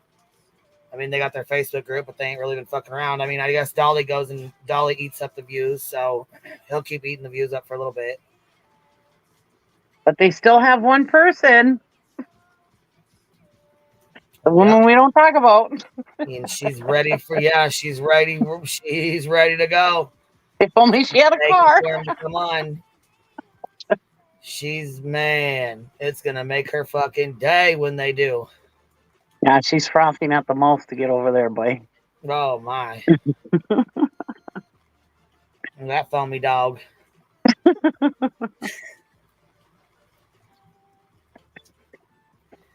Foaming at the bit, baby. She even said that she's gotten rid of friends over this. I think she's denouncing people like just Smiley and them because of this. She hasn't said the friends, but I think but it was right after that she said that she was denouncing her friends. So, wow. Anyways, all right, let's see if you can get struck. All right, let's do this. Each other and all that kind of stuff. And but these things, it's just an ebb and flow. But we're not specifically here to talk about that. What we're here to talk about specifically is the misconstrued ideas and thoughts that are being perpetrated by some of the lowest forms. And I don't want anybody, please, in the chat to say any names. Mods, if you see names of people that don't belong in the serious, you little puss. Really? Okay, Dolly 2.0. Okay, all right, Dolly 2.0. Chat, just please get rid of it, because I'm not going to. They will want to be promoted. They want traffic to their channel. You want it, you can go find it. I'm not going to put that horse shit right here, because some of the stuff that I heard yesterday is just downright defamation, blasphemy, idiocy, just Neanderthal type words. All the words put together to make some of the stupidest statements. Well, listen to that bullshit. Because he hasn't done that in the Summers Wells case, right? I was gonna say, like, he hasn't fucking sucked that cash cow goddamn dry. Stop. Nonsense. Yeah. I can't stand whiny ass men like this who can't take accountability for their own actions. Lord, say it again, baby, say it again. In sentences I've ever heard in my life. And for anybody yo, Josh, guess what? Facts ain't defamation, baby. To placate that is insane. And I'm telling you, it's just flat out wrong. Now, can you say whatever you want? Sure. But we'll do the same. You got to understand that there are people that are not operating on the same intellectual level as others. That's just life. I'm not. I can tell, and you know what? I'm glad we're not. I can clearly, with a good conscience, say I am glad we are not on the same wavelength with thinking. Right. I'm glad. You know what, though? I like different opinions, and I don't like to agree every single time with every single person. Nope. That's just not,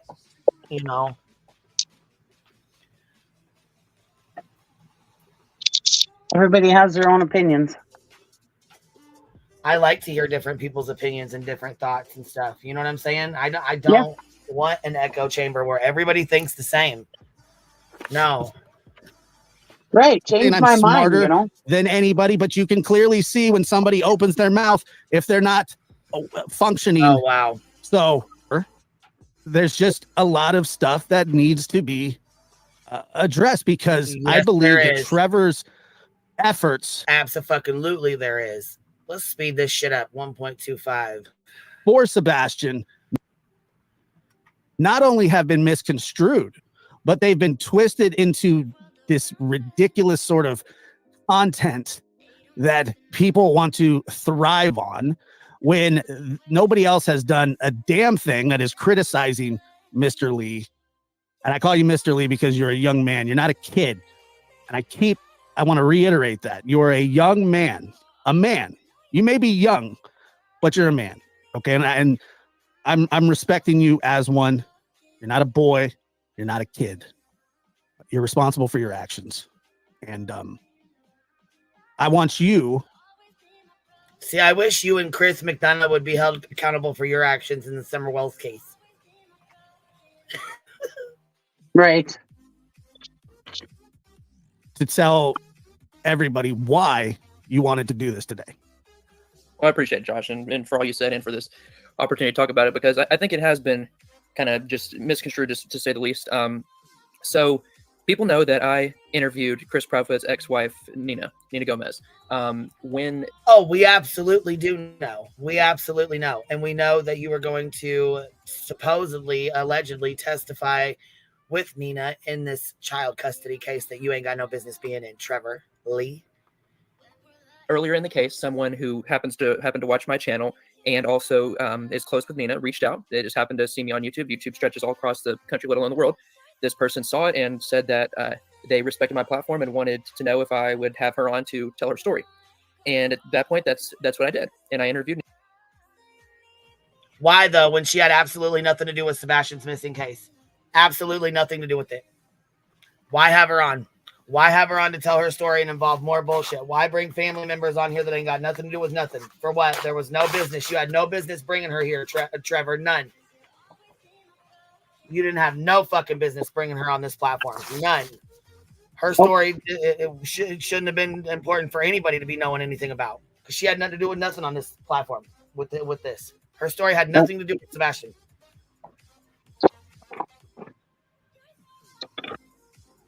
Go ahead, Cheesy. I'm sorry. No, I was just agreeing with you. No, she had no reason to be on here. Nina, really, I just gave her the platform. I took myself off the screen. She told her story, and that was that. I didn't hear her story once prior to the interview. I wanted her to just tell it once. I didn't want it to be guided at all. I didn't want to have any influence on it. I didn't want to know it before we turned the camera on. So until we hit record, I didn't know anything about it. So she told her story, and it went out. And there were some people that liked that it was out. Some people that didn't. I respected everyone's opinion on it. Well, yes, him and Seth had actually been in contact and had been friends. He's the one that brought it to YouTube. So you can't sit here and tell me that you hadn't been in contact with Seth and that's not who gave you the information to get a hold of Chris's ex-wife, because I sure as hell know Chris didn't. Sure as fuck no, Chris didn't. Neither did Katie. So you only could have gotten that information from Seth himself, to which you guys were friends. And you also said that, and I heard on Jay for Justice, that Seth had been calling Trevor Lee after midnight, 1 o'clock in the morning, 2 o'clock in the morning, crying to him on the phone. He's a 23-year-old, 24-year-old kid. Are you serious? Or 24-year-old guy? Yeah, that came out of his Trev's mouth right on Smiley's that night too. But he's been talking to Seth at night. Yeah, see? Oh, shit. Josh's Blue Gumball said, I missed you at Beats Him. Look out, Beats Him. Oh, as people know, Chris and Nina have a ongoing custody case. Chris has addressed it. Yes, they absolutely do. Also, you are friends with the lab, who also got the call and leaked the call. Happened to just so happened to leak the call of Chris being mad at Chloe or Heather on the phone. Just so happened to release it the day they had court. How fucking convenient was that? So I think it seems to me like Trevor Lee has a gosh damn bone to pick with Chris, huh? If I remember correctly, I think Josh said one time that when he was talking to Seth, he said, you gave me the phone call as long as I didn't release it until a certain day or something like that, or if I held on to it for a certain amount of time. Yeah. So it was completely Seth's idea, I'm sure, my opinion, to release it on that day, so to screw Chris. Yeah. How fucked up is that? Right.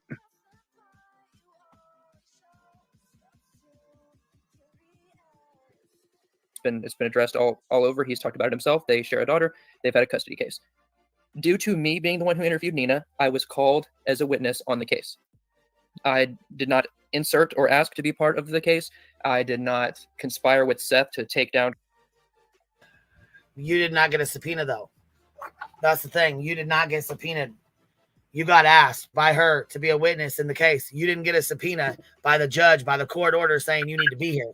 There's a big goddamn difference. Yeah. Chris Proudfoot, as it's been said, my actions have only been, but all of my actions, down there, boots on the ground, or here in this area, Because let's keep it real. Nobody gives a fuck, and a judge doesn't give a fuck. He doesn't know who you are. You have nothing to do with this case. You have nothing to do with Chris, nothing to do with Chris's kid, nothing to do with Chris or Nina's kid. You have absolutely nothing to do with this. You are irrelevant as fuck in their case. You are irrelevant as fuck to their child. You are irrelevant as fuck to their court custody case. You were not fucking subpoenaed there, and you had no business getting involved in it, period. Right. There's nothing that he could have said that wasn't hearsay. The judge It does was not all give what she said. Nina did a goddamn interview with him on a motherfucking platform on fucking YouTube on social media. They don't give a fuck. Right. On social media, you're not under oath. You can fucking sit here and lie your ass off all you want. Yep. Have been to help bring Sebastian home. That interview was simply to give Nina her platform to tell that story, agree with it or not. I did not even think at that point that it would have any impact on a custody battle, but they said, we're going to bring you in because you did that interview. Okay. Well, I never testified. I never even was involved. I sat on a Zoom meeting on the outside, literally staring at just a screen of myself for 4 hours that day and didn't hear a second of the hearing. I'm telling you guys, I logged in. The court monitor said, we're going to put you in a private room because you're potential witness. They kicked me out. They put me off there. I sat there and stared at my face for 4 hours. And I had zero impact on that court hearing. I had zero interest or ask to go to that court hearing. I was requested by the attorneys involved, or by the attorney involved. By Nina's attorney involved? Is that because I'm gonna need to see some proof of this. Sorry, not sorry. Too many fucking people lie. There's way too much going on, way too many stories, way too much bullshit. We're gonna need some proof, Trevor Lee. And they asked me they put me on the list. So I got sent the link and I was sitting there. And that's all it came to. I didn't have any impact on it. I didn't ask to be involved in it, and I wasn't involved in it. My name was on a list, and I wasn't even brought up as a witness. So your name was put on a witness list of a potential witness that Nina wanted you or her lawyer put on there so that you could be there for Nina if she needed you there. So you was not subpoenaed there. You was not subpoenaed by a judge. You were on a fucking list. I don't fucking like this at all. Yeah, and the judge probably told him no, they couldn't call him because everything he had to say was hearsay because he doesn't know her. Yeah, this is. He didn't see anything firsthand. So all these rumors and speculation that you were inside the courtroom and that you're representing Nina, which is it's also sensationalized, and a lot of I knew that when you did the interview with Nina, that a lot of people would appreciate it. I gotta say, I'm glad the judge ignored him too. Honestly, shit. And then a very loud subsection, almost subspecies of people would throw their hands up in rage and go, "How can you do that? Oh my God!" And you're just going, "Well, that's how the internet works." I was a little surprised at the amount of backlash because the people that want to be heard desperately want to be heard. You better hear their voice. You better not slight them because they can fire up a live too and have a go at it and say insane things, things that have no bearing on anything. You might not like my coverage. You might not like Trevor's coverage. You might not like my point of view. You might not like Trevor's point of view. But we're not going to make stuff up. I call bullshit. There's been plenty of shit that's been made the fuck up. There has been plenty of made up shit. Don't fucking even. Hey, Pecan. Hey. Can you hear me? Yes, ma'am. All right. I'm just jumping up because I got some questions and some observations. And so I was wondering if Trevor Lee, in his bid to want to quote unquote help or whatever the fuck he thought he was doing, did it ever occur to him that he damaged old girl's credibility? Did it ever occur to him that if that putting him being a YouTuber, not any type of a party to the case whatsoever, did it ever occur to him that he could have damaged her credibility? Do you understand what I'm saying? What realm is that okay? What what arena is that okay to be in the middle of a custody case and then having this interview that you've done with this woman that you've broadcast on the internet and going into a courtroom and a judge like actually seeing that? Like what did you really think you were doing there? That's what I want to know. It's so far over any appropriate boundaries. It just kind of makes my head spin. You know, I've been around a long time, and I think this is a first for me. A YouTuber doing actually being listed on a fucking like witness. Does she not have enough witnesses in her real life that could have gone on the record or gone to court for her? Why some man that she just met on the internet of YouTube of all gosh darn places does that need to be like, so, you know, her credibility in the court? I mean, it boggles my mind. I just don't understand. I don't understand the cosign, how everybody's co-signing it. It's so gosh darn confusing to me. I don't know. I think that it's pretty ridiculous at this point. I don't care how many times Trevor Lee has searched for Sebastian and not filmed. I don't care how many children he's helped to find. I don't care how many things he's shared on his community tab. I don't care. That doesn't erase the deed that he did in this case. It's a stain. It's a black eye. It's horrible. It's a horrible look for not just for those types of YouTubers, but for all types of YouTubers and for the woman herself. You know, all of the people, I consider all of these people vulnerable people, Seth included, and Nina included. And if she wanted to have a platform to say her piece or whatever it is she was trying to do on the days leading up to her custody case, taking it public to YouTube was the absolute worst thing she could have done. So I'm not even buying that little shred of a story that, oh, he just needed to give her a platform to share her story. No. What they did is they actually involved yet another innocent child's trauma, potential trauma, alleged trauma, and blasted that to the YouTube street. So now I know that little girl's name. I wish I didn't, but I do. And it's all their fault. They had no business doing that. No freaking business. Trevor, you stepped over the line doing that. It's plain and simple. I hope you learned your lesson from it. Yeah. And I'm sure the judge didn't appreciate her going on YouTube talking about this. If it's a custody order, I would imagine that they have some form, whether it's official or unspoken, of a freaking like gag order, because you don't want to be talking about. There's reasons why they don't want people talking about minors and stuff like that on anywhere. You don't hear that. You know, you're not going to hear that on the news unless it's a closed case. You never should hear any of the stuff that was heard in that. And Trevor Lee, he said he just picked up the phone and let her talk. Well, did he listen to any of that before he uploaded it? Because he should have known that there was plenty of stuff in there about children that didn't need to be heard by the public. So that's the end of my soapbox rant for now. But those are the things I was thinking of when I was riding home today and I was listening to this interview with the Gumball and Trevor Lee.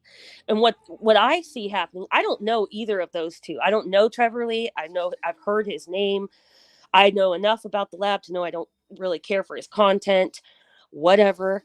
But the way that they were both like co-signing each other leads me to believe that there's like a lot more that they did behind the scenes that they're letting on to the public. They're keeping their stories straight, type of a thing. It's all one big gigantic cosign, and you know how these streets work. It'll come out. There was a lot more behind the scenes that they're being a little more like secretive with. And that's what I think. Well, I appreciate you coming up here and saying that. But you know what? I'm going to have to correct something real quick. Pascal wants to go live and talk about he's not stepping back. He's not stepping back. He wants to talk about Sebastian's fucking case. Bullshit, motherfucker. Yes, you did say that. And I'm about to play the goddamn clip where you said that. roll that beautiful bean footage, because I heard it too. Yes, I sure did. Sure did.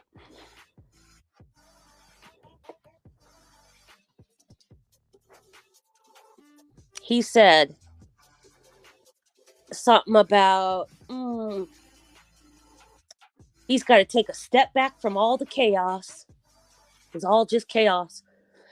And, you know, considering he had just gotten back from meeting all of these people in person, I thought that was very interesting for him to say. So I wonder Because what I saw this happened. at the corner of my eye. Olivia, thank you so much. Not to take away from Madeline, but can we someday can we do this someday with the OG, the original interview with CP and KP? It'd be interesting to see it again now that so much time has passed. You know what? That's not a bad idea. Maybe I'll do that. Maybe not. You know what I mean? I'm taking a little bit of a break, stepping back from all the chaos because it's just chaos now. It just really is. But still, here it is, though. This is terrible. Boom. So now what? Yeah, the fuck you did say that. I heard it. So something changed in between the when he got back from the rally till earlier today, now earlier today until tonight when he's changing his mind. And it's just, I wonder if he had a phone call with Tony Baloney or something. Yeah, so yeah, he did say the shit. Because I saw this at the corner of my eye. Olivia, thank you so much. Not to take away from Madeline, but can we someday can we do this someday with the OG, the original interview with CP and KP? It'd be interesting to see it again now that so much time has passed. You know what? That's not a bad idea. Maybe I'll do that. Maybe not. You know what I mean? I'm taking a little bit of a break, stepping back from all the chaos because it's just chaos now. It just really is. So damn, I believe he did fucking say that. Yeah, I heard stepping back too. Very interesting. Very interesting. I want my prayers back. That's all I'm going to say. Pascal. Jeez Louise. So that's interesting because that clip was just from earlier today. Yes, it was. Everybody heard it. Yep. Probably from about maybe 8 hours ago, if even that. So.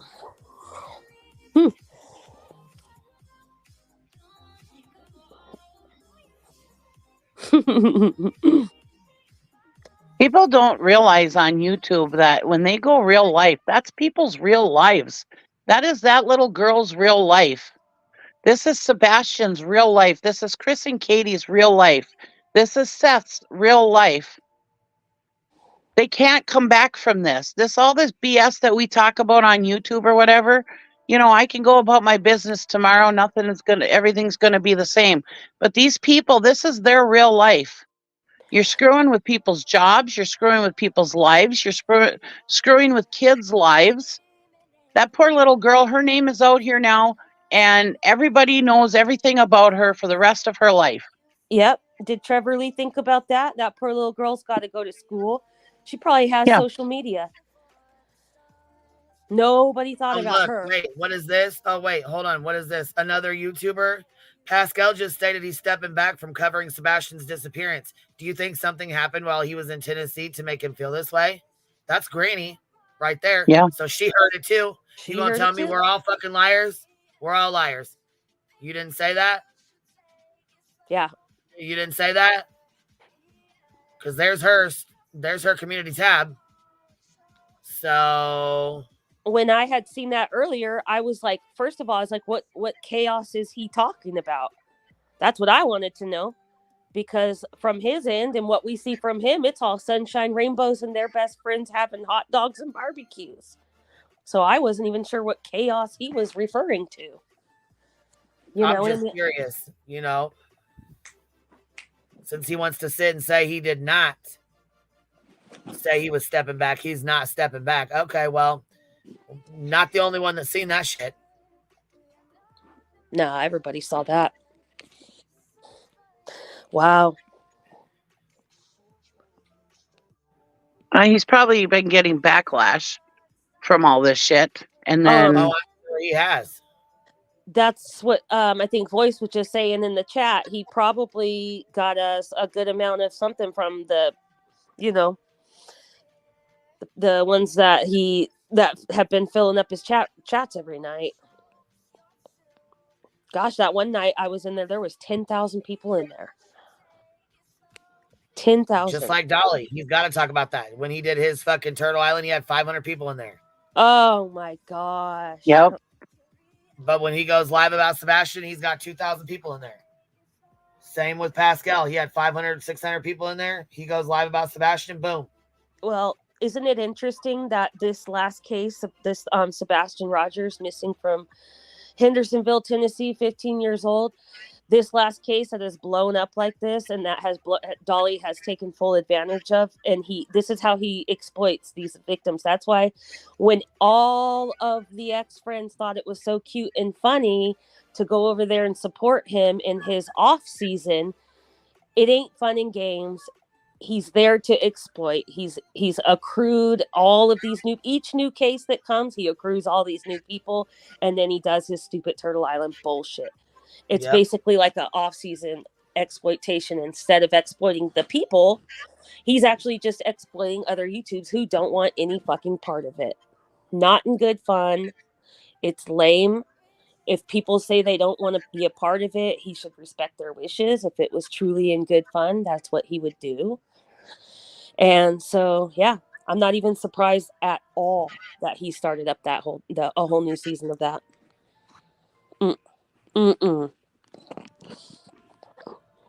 Man. I recommend. All right, here we go with the Trevor. I don't do that. Trevor doesn't do that. We're not making anything up. We can have our opinions. Shit, okay, well, people are not the opinion police. Just because I don't think like you, and God, I'm so happy that I don't. A lot of people. I'm so happy that I don't think like a lot of different people. That I just see. Feelings mutual, Josh. Because the feeling is fucking mutual. I would probably just get tired of walking into walls all day. You know what I mean? And I definitely know what you mean. I think we see a lot of that. Oh, the window's really clear. Oh no, that's not a window. You can walk right through it, and then they run into the. What do we call that? The short bus. I'm glad I don't think because there's a big fight. Smiley was talking shit to Cluminati about saying short bus, but then she wanted to use that word. I'm like, oh shit, we have a hypocrite on our hands, a hypocrite in the wild. Yeah, she's used it a few times, but she says she can because she's got special needs kids. Oh, is that how that works? Okay. Yeah, I guess. I'm glad I don't think like Josh either, because Josh does weird stuff with gumballs. I'm just saying. I don't think like that.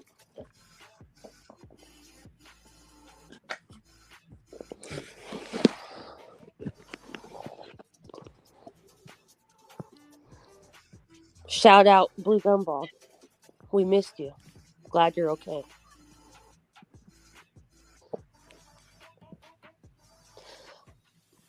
Oh.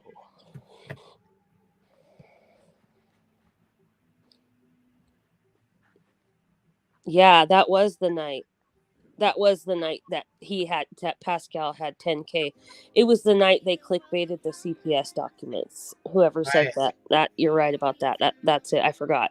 But that is exactly. Voices said, "Atta girl, PK," she said, "Fuck coming up here. She ain't coming up here. Fuck us." She will sit and talk some shit in the chat with you. As long as you're working on those cute pandas. Oh, fuck. She said, okay, what is this gumball stuff about? Be careful what you ask for. Because now we're going to have to tell you. We can get the clips. Now we're I don't know what the gumball stuff is either. Oh, my fucking Lord. Are you serious? No. Did I miss something somewhere? Oh, yeah, you definitely did, baby. Wait a minute. So Josh has him a little history. Wait, is B Tim asleep? Hold on here. B Tim, if you're awake, close your ears. Your ass back to the front. We need you back to the front of the classroom real fast, please. Attention, B Tim. Because the blue gumball got shoved in the foreskin of the peni. What? of Josh. What? I never heard about this. Oh my god. Oh, well. Yes, it definitely happened. Josh shoved a blue gumball in his peen, allegedly. He used to be like a shock jock before he was a child advocate or whatever he is now. Yeah, I know that. And so there's like old clips have resurfaced. There's like the old clips that resurfaced a while back, and some of them are really bad. You can tell he's just trying so hard, and then some of them are just awkward. And then there's the I must have missed that one. It's pretty disgusting, and yes, he did it on purpose. Ew. Nothing like a little yuck. It's pretty much all we're gonna say for now, because we don't want to get in big trouble. We'll have to find the clip. This is for educational purposes only. Absolutely, it is. There we go. Educational purpose only. Well, look, I'll look for the clip. Why this? And a little bit of entertainment too. Those are the kind of people that we're dealing with here. Yeah, and like I said, I mean, I want to create a distinction too. If you didn't agree with that interview, that's completely fine. I had plenty of people that came and said that they didn't for whatever reason. I respected that is what it is. It was not there to be everyone's cup of tea. But I also feel like the truth about my basically non-involvement, but my name on that list involving the custody hearing should be also factual, because the way it had been presented is very different than the truth. I know as much from that hearing as you guys do. I was not involved in a second of it. I was on this little screen, like I said, that was waiting the whole time, and then they said I didn't need to go. And if I had got brought up, I literally was going to be, the way I was told is I'd be answering basically like when I did that interview, how I was approached to that interview, because... See how he side skirts it? Nobody cares about whatever the contents of is. I mean, maybe people do, but I found your it's the fact that you were in. It's the fact he was there. Wait a minute. Oh, not the blue gumball, bitch. Not the fucking blue gumball. I found your fucking blue gumball, bitches. I didn't see it. I was on comments, and then I clicked over. Oh my god. Nonsense. Be careful for what you ask for. I will show you the blue gumball every time.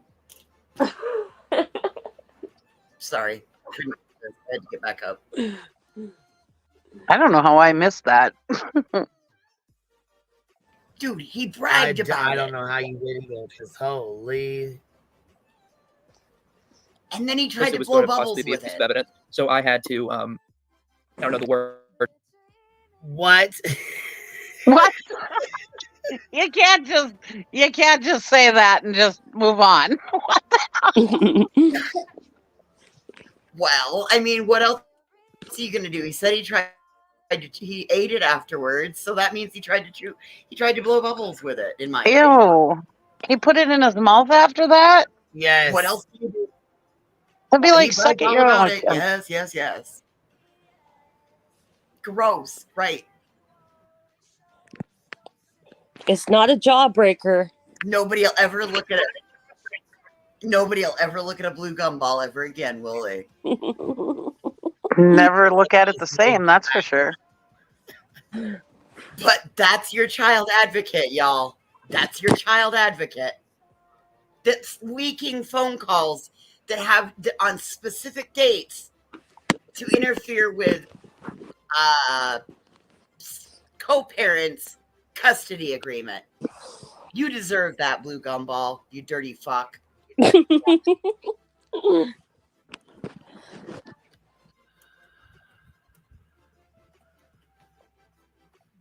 Leakers. Leakers and the things they leak.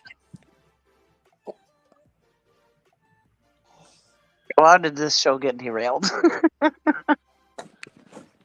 Well, I mean, we like to sidebar every once in a while. I know. Why? Who would think? Okay, listen. If you're going to do something crazy like that, why would you tell your YouTube audience? Why is that not just a secret you keep for your own damn self? Oh, yeah. I would definitely go to the grave with that. Well, you can blame me for derailing because he was in his little cosign there.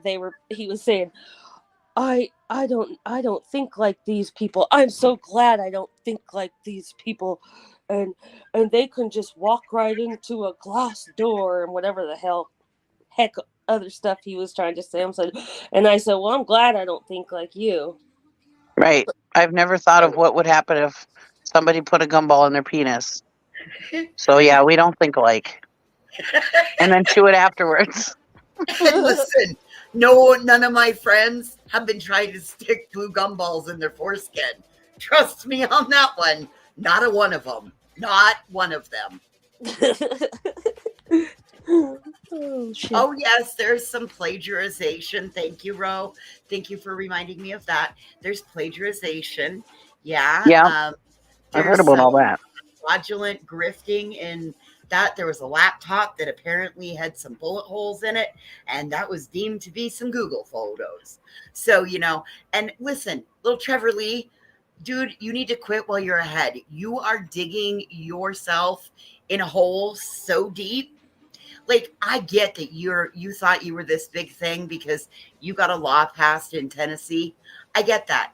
But this little bit of fuck shit that you've done, and yes, it is fuck shit. You platformed a person for no other reason than thinking you were going to grow your fucking channel. And it was clear that this wasn't even your own fucking idea because somebody brought her to you, right?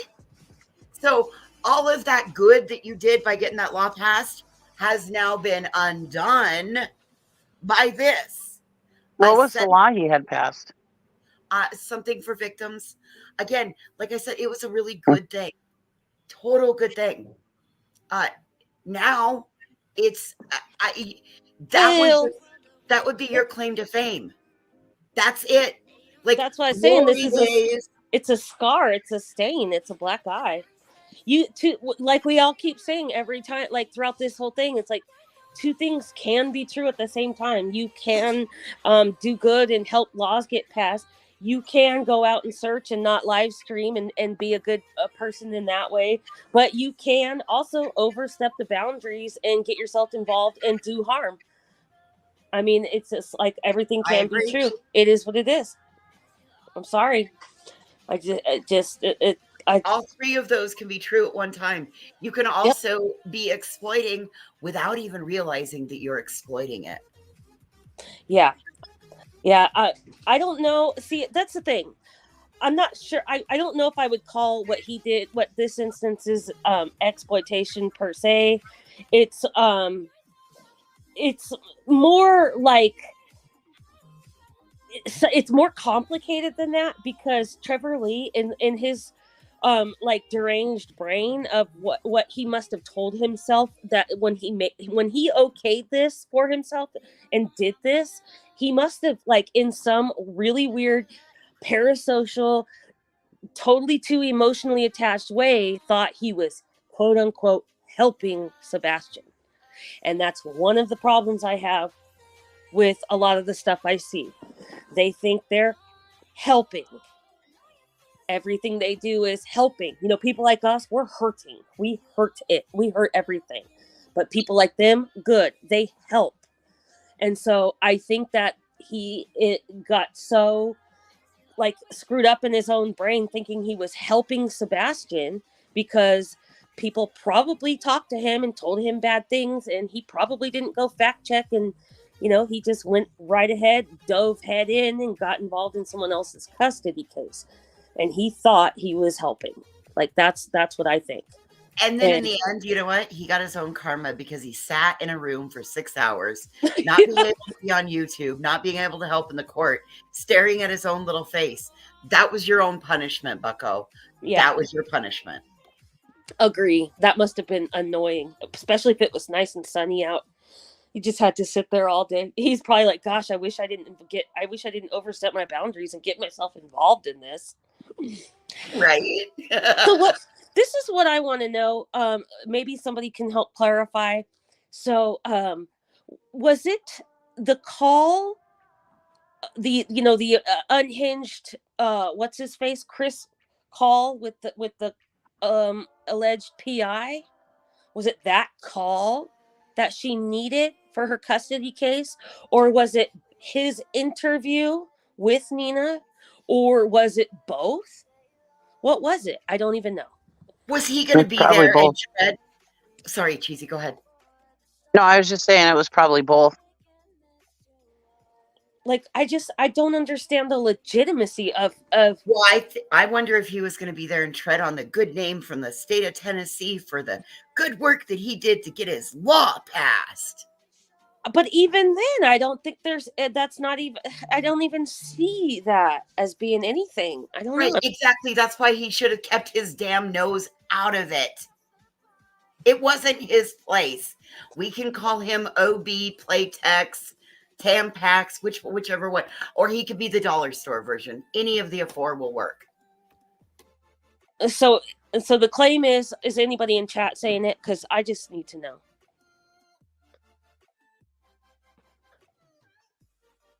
We don't know. He's never actually said why he was going to do what he did. The most we got from him, unless he goes on to say it in this, like, I don't watch Gumball Boy. Like, nope. Do you realize that those fingers that you see, those have been on keys, and those keys have, like, those fingers have also been on other parts of his body. Like, nope. Those are post Gumball fingers, and those lips took that gumball in. I cannot look him in the face and see a man who ate a gumball that was in his foreskin. No fucking way. Can't look him in the eye. No fucking way. No. Gumby nuts. Negatory Pigpen. Oh, fuck. I'm glad my husband's not home right now. He'd be looking at me like, what in the hell are you listening to? Y'all, I think we're gonna have to start like the tamponies, and we'll just totally start like giving them tampon awards. Maybe I'll craft up some cricket tampons. Oh gosh. I don't know about all that. I don't know. I can't. And if we don't add a little bit of humor, it's gonna make. I'll probably end up going off on one of my terrors and burning everything else down. So, and we don't want to do that. Yeah, like I said, I still just can't. I can't even. I don't know. I questioned the lawyer. I questioned the woman's lawyer. That couldn't have been helpful. I can't even think of any way that it would be helpful for somebody to be like, oh yeah, we just met you off the internet.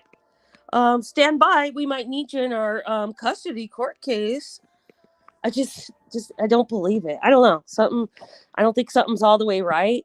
And it's just so funny. When do we start just taking people's words without receipts? I'm gonna need to see some receipts, guy, because I don't really believe any of what they're putting out. Just don't. Oh y'all, we got nonsense over here, gobsmacked. She don't even know what to say right now. Shit's just rolling off of all of us. There's a few people over here that are like, what? Okay, so yeah, I was gonna say I got the clip. Do you guys want to hear the clip? The Gumball clip? Let's of go. course we do. All right, we're playing the Gumball clip. All right, this is Josh on No Big Deal Podcast. Let me do a trigger warning here real quick. Because it's all righty. Educational purposes only, and we're on fair use. It's no secret on the No Big Deal podcast that I have foreskin. And that I like to stretch on it.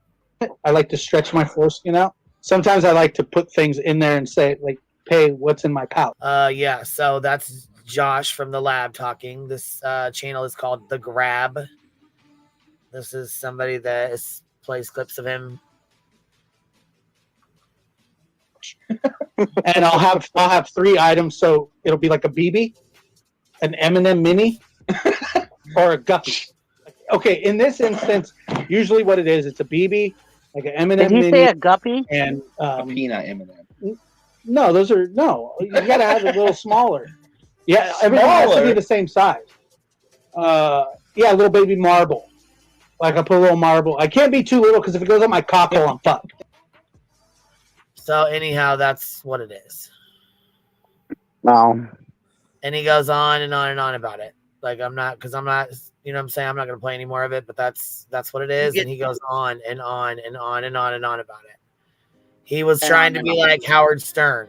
He was trying to do like shock jock shit. Like he was trying to, you know, be gross and be nasty and just say the nastiest shit that he could, I guess. I don't find that kind of shit funny. I don't think it's, you know what I'm saying? I don't like the shock jock shit. I don't think it's funny or cute. I don't laugh about shit like that, but some people do. Well, it's like a lot of these like a lot of these true crime YouTubers, they all had some type of a failed career before they landed in quote unquote true crime.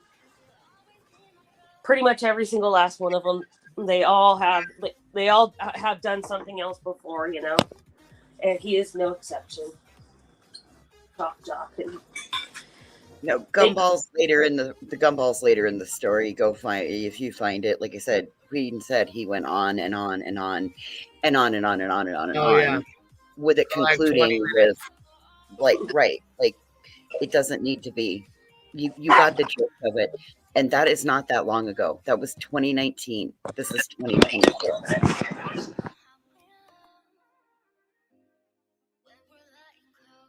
Yeah, it wasn't like he was a young, dumb, young adult. All right, here we are back to the call. Let's see. But basically, you know, make sure, you know, verify information about it, that it was recorded when it was, you know, after this, before the stuff that's being spoken, you know, basically just being the one presenting because that I did the interview and that's it. I wasn't, you know, being a character witness. I don't know anybody in that case. I don't know either of the adults. I don't know anybody in that case. That wasn't why I was there. I was asked because I did the interview and I wasn't even involved in the hearing at all. Yeah. Yeah. And so, you know, there's the answer to that. You know, I've just heard a lot of different rumors and speculation. And I know that I'm, you know, when you talked to me this morning and you were thinking about, you know, how do we, you know, how should we go about this? And I think really just the best thing to do. And if, like I said, if people don't want to listen to this, they don't have to. If people don't want to give it the time of day, that's fine. That's not what this is for. We're not here to bash Seth. We're not here to bash Chris or Kitty. Maybe Chris a little bit, but I'm just kidding. Okay. I'm kidding. Somebody said the other day, they said, did you compare the Iranian president to Chris Proudfoot? And I didn't, other than, you know, saying words and meaning them the way that they did. It was a joke, you know, but I don't care about that. I have no evidence that Chris or Katie are guilty of anything, nor Seth, nor anybody. I don't know what the hell's going on with that case. I don't think anybody knows what the hell's going on with it. I have feelings about it. I think that there are. All right, we're gonna skip through some of this shit. Just downright, like these are. If somebody was to take heart what was said by some people, that could cause a problem for you in your life, correct? Correct. And I just want to clarify that we're talking about something separate from the initial presentation of my involvement in the custody hearing. That was just, I feel like, misconstrued. But the stuff that moves on to more slanderous territory was a separate content. Yeah, I mean, it Oh, really he's worried is. about his life, though. Look, it's bothersome Right. to most normal things.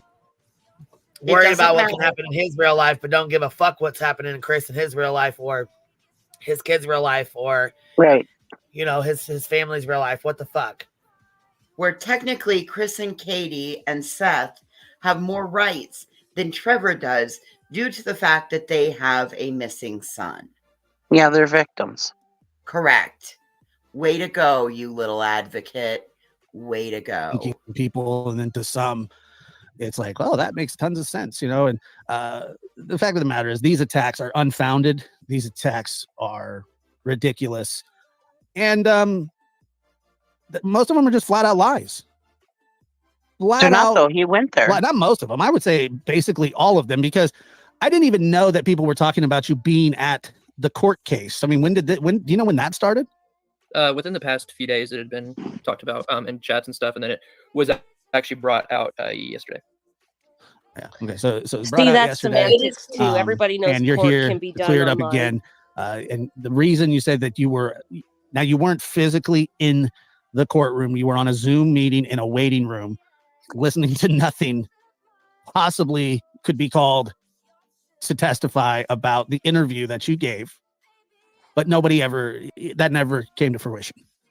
Correct. And yeah, like I was literally sitting on a screen that said the judge's name, and then it showed my face, like my camera, and I was just sitting there for, like I said, about 4 hours doing nothing.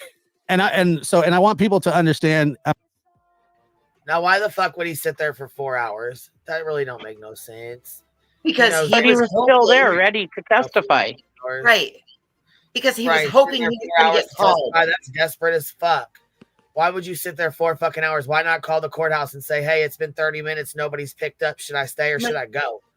No, Why no, the Queen. fuck even be there? He First was, of all, I mean, but if you have he to was be there. in the courthouse. He was in the courthouse in a room staring at a monitor. No, so he says he was on Zoom. No, he was on Zoom. Yeah, Oh, go back and listen to what he said. He was in the courthouse in a room on Zoom. Go back and listen to what he said. Ooh, he was rewind there. it. Rewind it. Nor Seth, nor anybody. I don't know what the hell's going on with that case. I don't think anybody knows what the hell's going on with it. I have feelings All about right, it. everyone I think here. that there are, like every case, I always feel like there's somebody close to the situation that knows something. And Maybe I need to go back further. Hold on. I'm allowed to feel that way. You're allowed to feel that way. People in the chat are allowed to feel that way. Now, that being said, some of the rhetoric that I've heard is just downright, like I said, it's slanderous. There are things that actually are defamatory, meaning people that could cause a problem for you in your life, correct? Correct. And I just want to clarify that we're talking about something separate from the initial presentation of my involvement in the custody hearing. That was just, I feel like, misconstrued. But the stuff that moves on to more slanderous territory was a separate content. Yeah, I mean, it really is, and it's look, it's bothersome to most normal. I just want to know why his life's more important than Chris and Katie's. Right. There's shit that's And going these on, kids. and all the crazy shit that's going on, and their kids. Yeah, why go? I mean, I don't understand. You don't know Nina. You don't know shit about this woman. You have no fucking clue who she is, or No, what he she just about, jumped or right what in. kind of mom she is, or what kind of fucking ex-wife she is. He has no fucking clue. You know what it sounds like? It sounds like Trevor, what Lee was a useful idiot. He did Just a one useful- fucking interview with this woman. One Yep. fucking interview. It's like they used him to put it out. Normal Like he's just thinking like the people useful that idiot. Also, he admitted last night that, or the other day, that he and Chloe are close. So you're not gonna. We all need to realize that Seth being upset and saying that he was trying to cut the heads off the snakes. Well, it kind of seems like he was playing double sides. Thus, from my opinion, he was feeding Nina's side and Seth's side, and playing with the PI.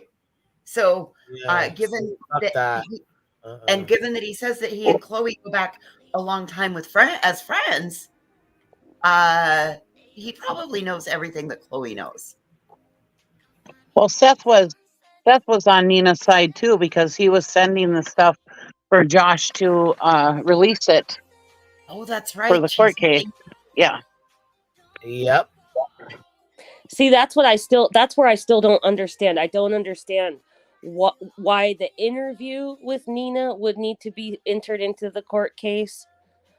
The only thing I can see, like, very kind of barely being entered into the court case is how upset Chris was on that phone call to the PI. So that's why I don't understand which thing he was entering in, one or both. One or the other or both.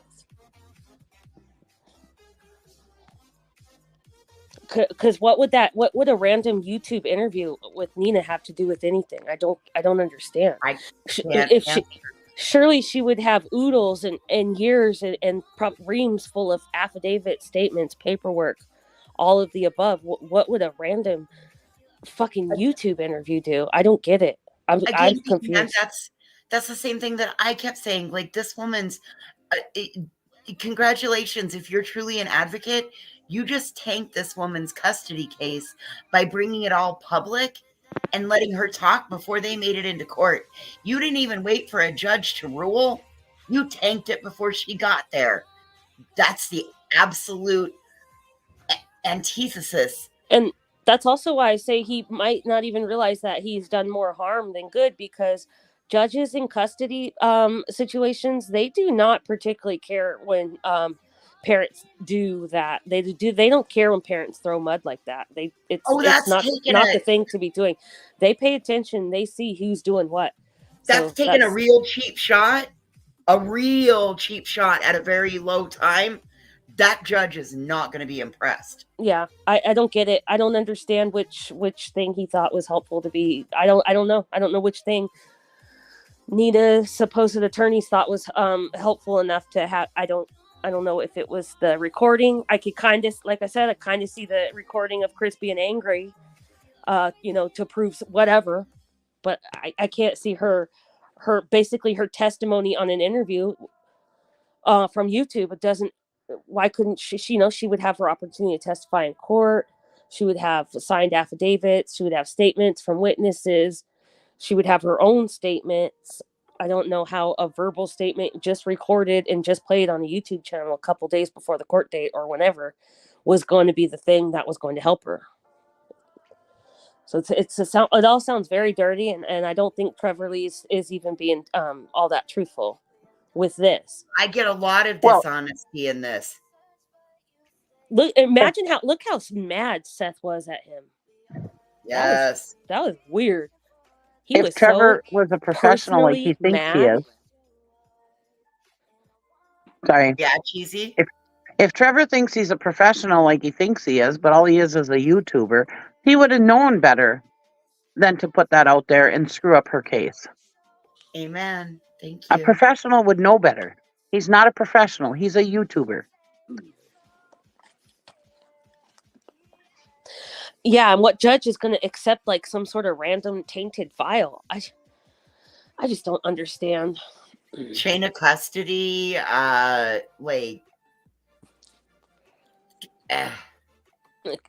like, did he edit it together? There's just so many like inconsistencies that I don't understand.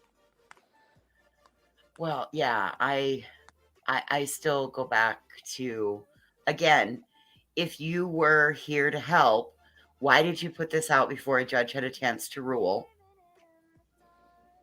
And why would you even get in between and tangled up in to be like a ploy or a pawn, useful idiot, bad actor, whatever you want to impact a missing child's case? You're part of the problem. Your buddy over there, Gumball Boy, part of the problem. Your slimy little friend with her flowers, also part of the problem. Do we need to keep listing?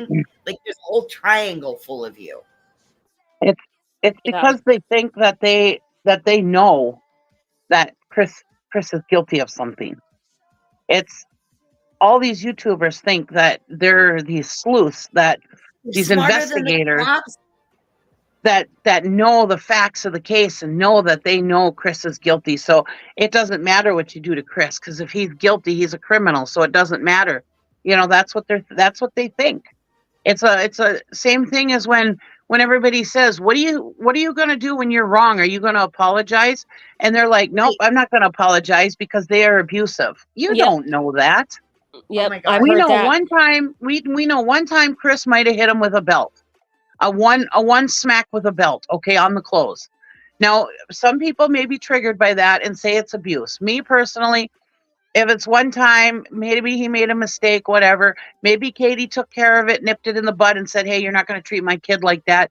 And they all moved on from it. We don't know. We can't see all those CPS. Obviously, that home was good enough. Sebastian was still there. I don't know. So I'm trying not to lean too far into anybody, because all the men in this case that I've seen, including the YouTubers, including the PR, including the searchers, the men have been awful. I've seen a couple good, cool women on it, like the lady that was out there searching, She was really awesome, I thought. But the men, just throw them all away. They're terrible. And I get it. This shit brings out the worst in people. We're meeting these people in the worst days of their life, Seth included. Like, I get it, but I don't like the behavior of like any of them at this point. And this case has kind of like moved at lightning speed. It's like a cross between, it's like the numbers and the attention of Petito, but like mixed in with the griminess of the Wells people. And I don't mean the Wells, pardon me, I didn't mean the griminess of the Wells. I just mean everybody that surrounds that whole entire sphere, mixed in with some freaking Kylie Rodney forensic crazy files and people that think they know everything. It's like this case has gotten gone really big, really fast. It's bringing a lot of people here. Every time we have a case that brings a lot of people here, we run into this very thing that we're seeing happen right now. And it's like, I don't care how many people think we're terrible people for talking about it. I don't care how many people think we suck. I don't care. I think it's always a good idea to talk about, because we know that we got all these new old gals coming over from Facebook. We got people coming over from TikTok now, and they come and they don't know. They see these creators like Dolly. They'll see these other creators, the flash, the ones getting all the numbers that are hunting for the bad guy and already made the bad guy. They hop on it like a mob mentality, and they don't know that it's wrong to do that until they come across videos like ours, like Queen Bee's, like the algorithm, Nonsense, the and others. They don't understand it, and then even if they're not in here live watching it with us in the chat, they're gonna come across it on a live, and I can't tell you how many times I've modded a chat and I've seen people come in like, whoa, I didn't even know this place existed. Like they don't know till they get here, and they sometimes land in shitty spots, but they do. They do kind of eventually like learn, like, oh, this is bad. I am partaking in something not good, So they do the algorithm also, Pecan. The algorithm will if you land on one of the other channels, it'll push out the other Pimp Buddy channels. Yeah. I mean, let's not forget about how YouTube itself will work. And it's going to be a whole new wave that we're going to see. We see new waves every time. I've been here 4 years. Every big case that moves this quickly, that has this much attention, social media wise only, more and more and more people land here. More people. We have whole entire channels now that just started just on this case. It happens with every single case. I think this is the first time that we've had like the two platforms really big colliding. I agree with that for sure. I do agree with that for sure. And I think that we can say that Tony Baloney is a new beast. Yes. Tony Baloney, TikTok Baloney, whatever, Phony Mahoney, whatever we called him earlier. I believe that he is. He's a new species. He's a new species of beast, in my opinion. Yep, and I believe we're going to start seeing more of those kind. Yep, because we've had all these self-appointed advocates now, that's kind of getting burnt out and blown up a little bit. So now we have these full-on self-appointed PR people. You just can't even make it up. And they're going to hook up with these self-appointed media, and they're going to have the advocates, the media, the PR, and they're going to just run these armies to these families. This is why places that log this behavior and have the short clips and everything cataloged, that's why these channels are going to be important. So everybody, you need to go back and start rewatching them, resharing them. Everybody has a community tab now. Share that stuff out. Excuse me? I don't have one. Yes, you should. If you have a channel and you can go live, you will have a community tab. I don't have one. They stole it from me. But that's another story. Sorry. You got mugged. I have like 80 subscribers. Not that I want subscribers, but like I see people with like 18 subscribers that have a community tab. Yeah, now you get a community tab. It's just a given now. You don't even have to work to get it. You used to have like 500. Well, what do I do? We'll talk later. I'm sorry. I don't know, baby. That's why I said you seriously got mugged. I don't know. It's one of my biggest gripes. But anyway, yeah, like you're saying, it's never going to stop. It gets every single time it gets worse and worse. And like, I'll be having conversations with you guys or even in here or whatever. And I'm like, I just can't believe. And then I listen to myself say, I just can't believe. And then I'm like, I have to go, oh wait, I can believe that. Because I actually like everything, like just when you thought you've seen the craziest thing, another like something even crazier and wilder just blows it right out of the water, you know. But I think this is pretty interesting, the dynamics we're witnessing here with the crash of the two platforms. And by two platforms I mean TikTok and this one, and then some Facebook too, because you got a lot over there. But the, you know, going lives and the bigger players, I guess you could say, you know, kind of making their rounds both on both platforms. Hey, Queen, can you use your best English accent or British accent and say it's a beast of a new color?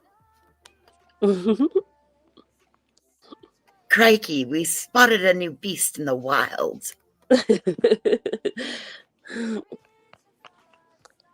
It's a new beast. Yeah, I don't do an English accent very well. Crikey, it's a new beast in the wild. It's a fucking PR-potamus. Oh, a PR-potamus. That's all I could think of. Oh my God, self-appointed PR people. That's where we're at. Oh, okay, now that's the second person that's come in and said, can you explain what happened with Pascal? I'm confused. He just privated his video. What the fuck? None of us will get to know it. Yeah, he went on there and said that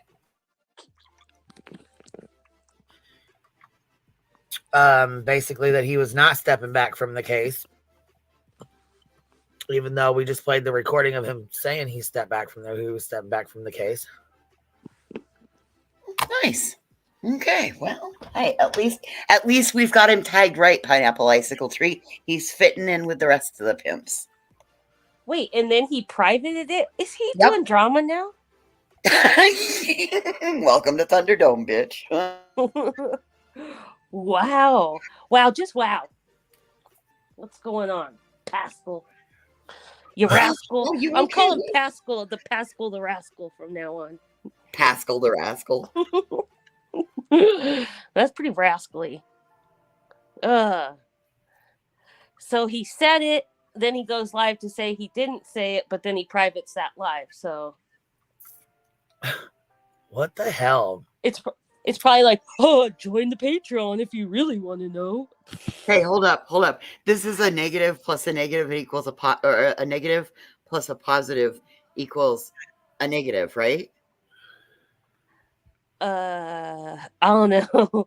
What? Anyway, this is what that formula is. So no, wait. A negative times a negative equals a positive.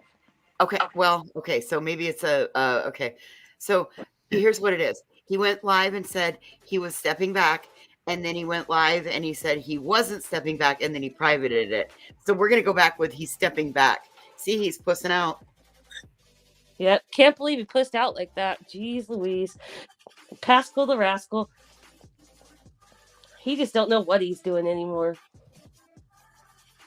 Well, we never said he was quitting Sebastian Rogers' case to begin with. We just repeated what he said. He said that he was stepping back.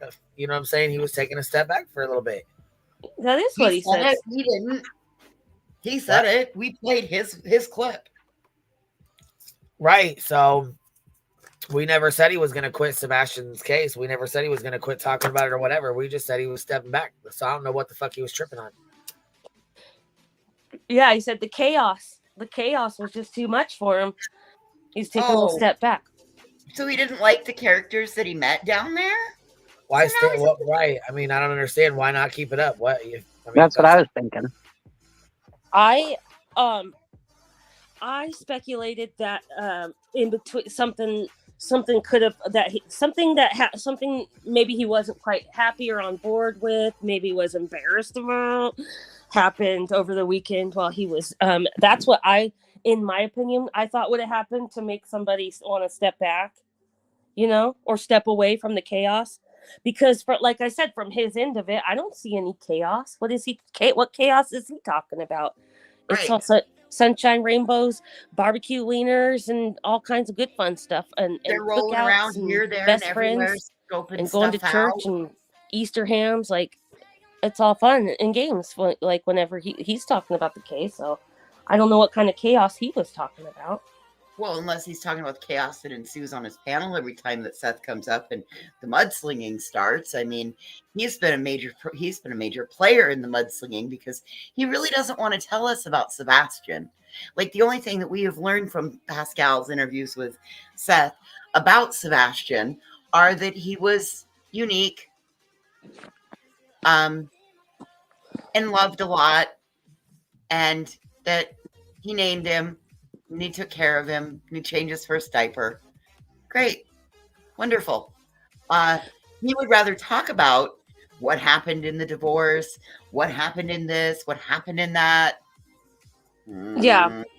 You know what I don't hear anybody say? I don't hear any of them. And this involves the mom, the stepdad, the dog, the grandpa, the uncle, the sister, the brother, the stepdad, the bio dad. I haven't heard any of them say that, as per local law enforcement, they're still requesting that local residents search their properties twice per day, once in the daytime and once at night, for signs of Sebastian. How come they don't ever tell people that local LE is still requesting that? They are. So if you're local to there, how about this? Be sure to check your property twice a day, once in the daylight, once in the night, for signs of a person living, candy wrappers, freaking batteries, lights, shoe prints, trash, water, whatever. Just keep your, you're supposed to be searching twice a day if you live in that area. How about doing that, talking about showing his missing flyer, and then moving on to talking about the numerous other missing children, adults, indigenous that are out here.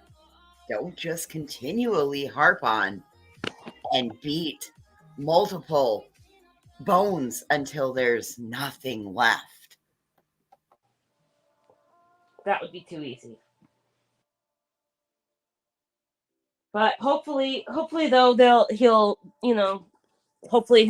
be doing that, because that is something that I feel is important. What the Yeah, 21-year-old it's been a long time, but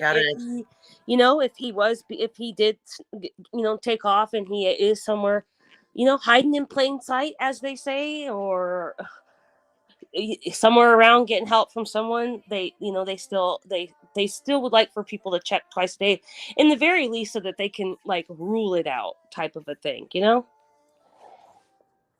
It's important.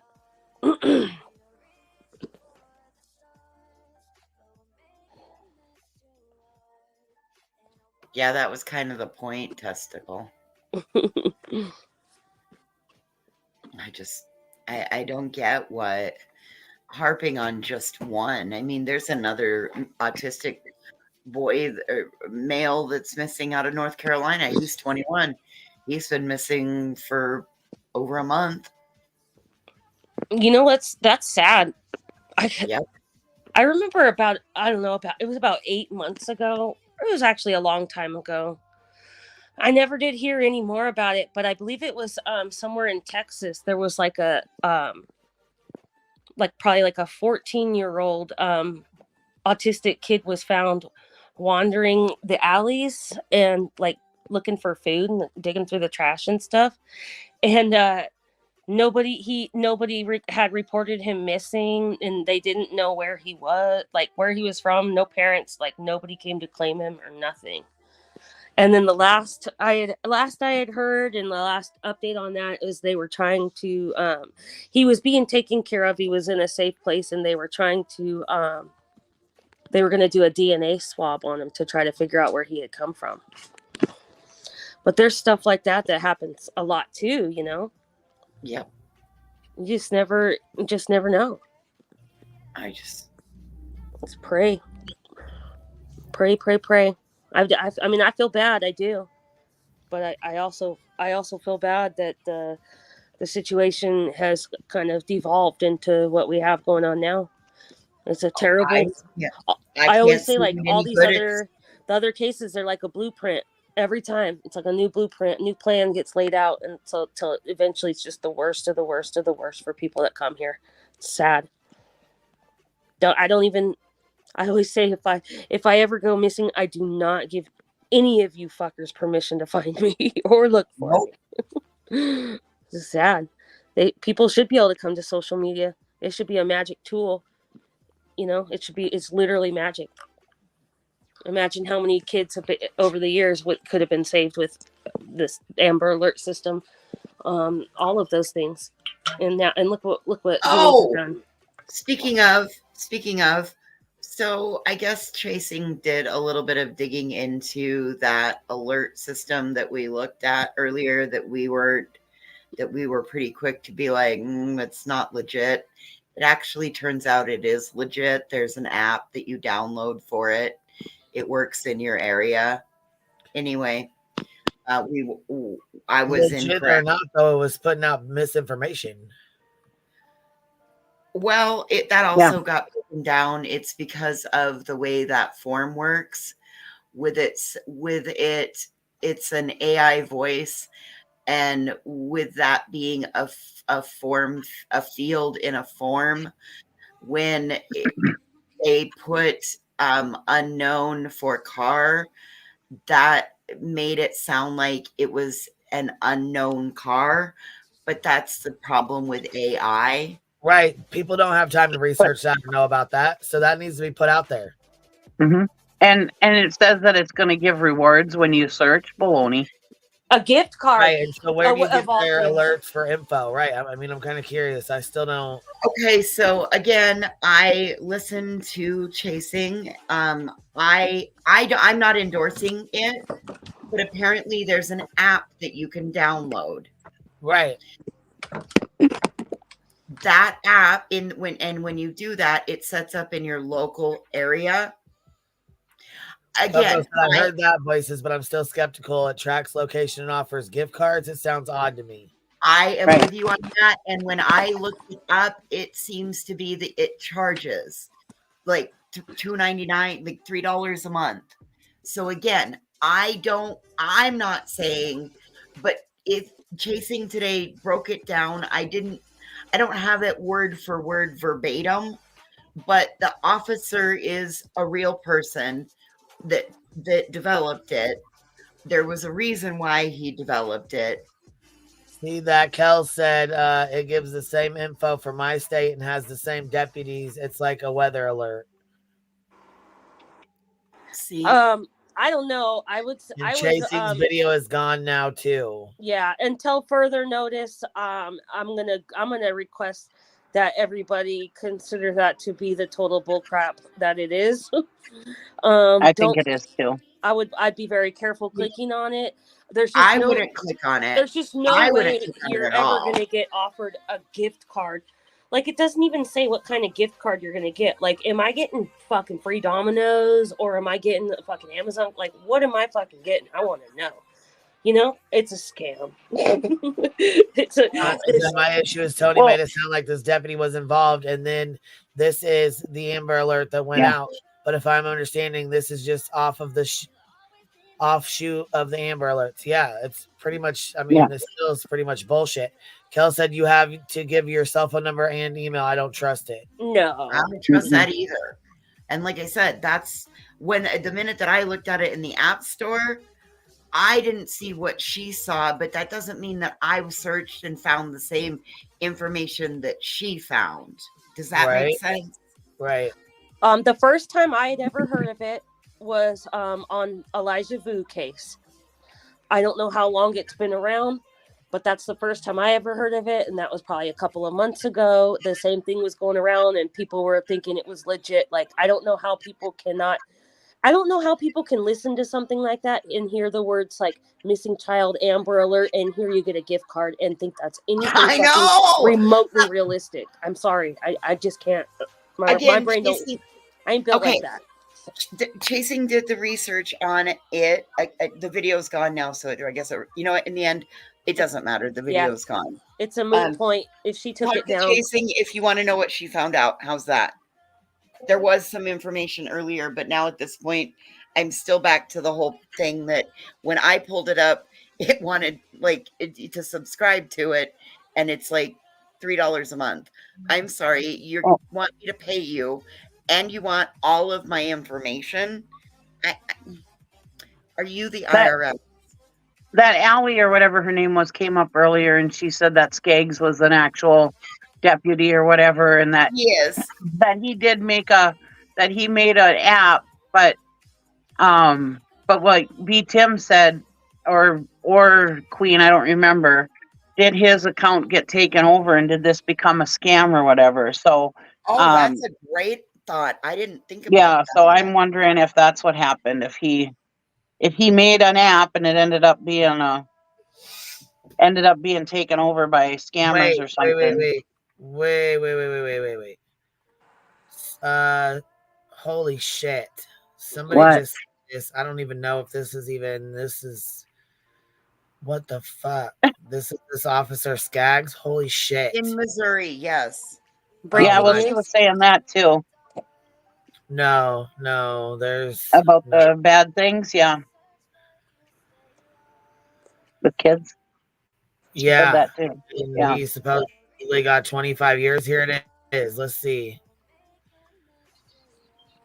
This is Officer Skaggs here. What right here?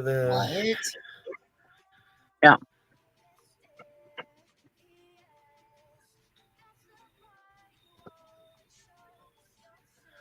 A former police officer in Potosi, Missouri, who used his position to prey on teen boys, has been sentenced to 25 years in prison. Matthew Skaggs, now 40, pled guilty in November to felony charges of solicitation and child enticement of a minor. He was sentenced today by U.S. District Court Judge Matthew Shelp. Skaggs made contact with his victims in a variety of ways, but several included taking advantage of his status as a law enforcement officer. In one case, he asked a teen if he wanted to participate in a police ride-along program and offered to help the minor get out of legal trouble. He was convinced one boy with a troubled home life to move in with him. Whoa. Mm-hmm. Prosecutors say Skaggs gave one a vape cartridge in exchange for pics that were naked, taking the handoff inside a middle school bathroom. He also gave his victims alcohol, CBD, THC in one case. I don't think this is the same guy. I sure as fuck would hope not. Is this Matthew? It's the same last name, it's a different Skaggs. It's I would fucking hope not. This is because this same guy. This is not good. This is not good at all. No, this is not the same guy. That's Matthew Skaggs. This is Michael. And Haley Owens. Owens, Missouri. That's Hayley. I'm trying to my eyes are. Thank God. I mean, because that's fucking pretty goddamn scary. That's the same one. Jesus Lord.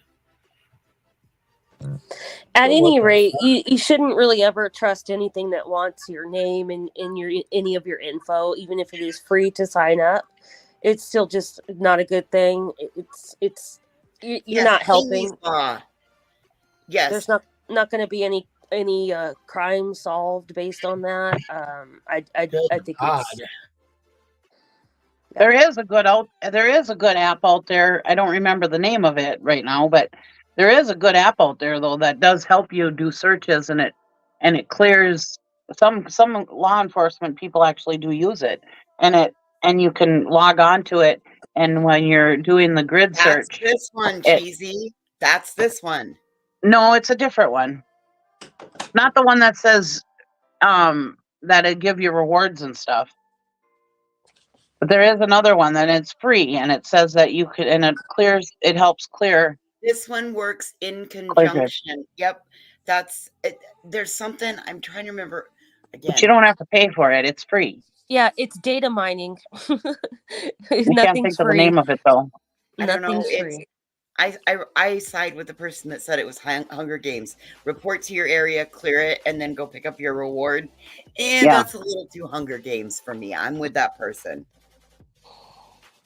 Well, like I said earlier, we see all the time law enforcement is having budget cuts and everything else. Where are they going to get the money to begin all gift cards and rewards and stuff for every search that people do? That doesn't mean that somebody didn't clone that YouTube page also, because there is supporting documentation out here. She played a legitimate video from the creator of the app's website. It sounds like a hybrid scam to me. Yeah, but the announcement that he was saying was misinformation. Sorry, go ahead. That's all right. We're going back to this lab stuff. It's like, well, that makes tons of sense, and the fact of the matter is these attacks are unfounded. These attacks are ridiculous. And most of them are just flat out lies. Flat out not most of them. I would say basically all of them, because I didn't even know that people were talking about you being at the court case. I mean, when do you know when that started? Listen, within the past few days, it had been talked about in chats and stuff, and then it was actually brought out yesterday. Yeah. Okay. So it was brought out yesterday, and you're here to clear it up again. And the reason you said that you weren't physically in the courtroom, you were on a Zoom meeting in a waiting room, listening to nothing, possibly could be called to testify about the interview that you gave in a Zoom nobody meeting ever in a waiting that room. never came to fruition. Correct. And yeah. So you want me to rewind it? If that's where it was? Nope, that's what he just said was you weren't physically in the courtroom. He said, no, I was in a waiting room on a Zoom meeting. He was at the courthouse in a waiting room. No. Yes. No, Zoom courts Zoom have has waiting rooms. I don't think he was physically there. Zoom has waiting rooms.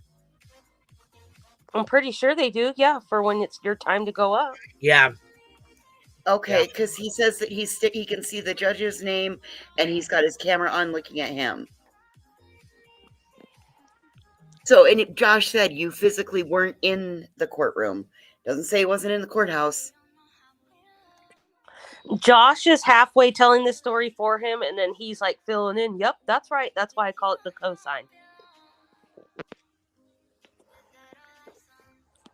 You know what I mean? So nonsense. Okay, so there's clarification. Yeah, I just Googled it to make sure, and it says Zoom does have waiting rooms that the presenter can control and let people in as they want them in there.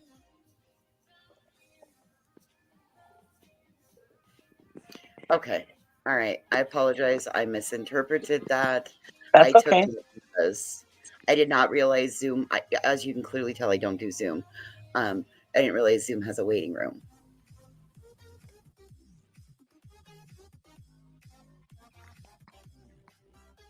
Yeah, so he was probably in a Zoom waiting room. But still, he was there. He was on the Zoom waiting to be called. 4 hours. That's his karma for inserting himself. Right. He stared at himself for 4 hours. Yeah. What would a YouTuber need to be involved in a complete stranger's custody case for? Right. I hope his battery was dangerously low toward the end. I hope he had to pee the whole time. I hope his cup of noodles got cold. And he stepped on a Lego. I don't put it past, if you've already stepped over the line to where you're going to go and stick yourself into strangers, and you cannot tell me these are anything more than a stranger to you. I want to know what's the gosh dang lies. Well, we can't find the truth. That's what he was like these are all, he was like, well, first he was like, oh, like 99%, and then he's like, no, it's all lies. No, he's just doing, what do you call it, semantics? Is what it is.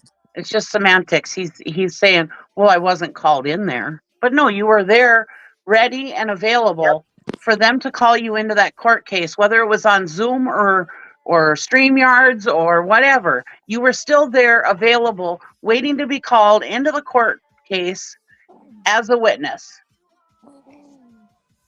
Yeah, It doesn't matter whether you were called or not, you were still there waiting. There's more to the story. That's just all there is to it. There's more to the story. Well, and you see then Gumball's going to do the Gumball shuffle, and he'll roll right around it, and they'll weave the next one. These two together, they're lying. One's lying by omission, and the other one's like telling the lie, and then Trevor's getting away with not telling the lie by just saying, yep, because then he can say, I didn't say that. Josh said that. You see what they're doing here? They're giving plausible deniability.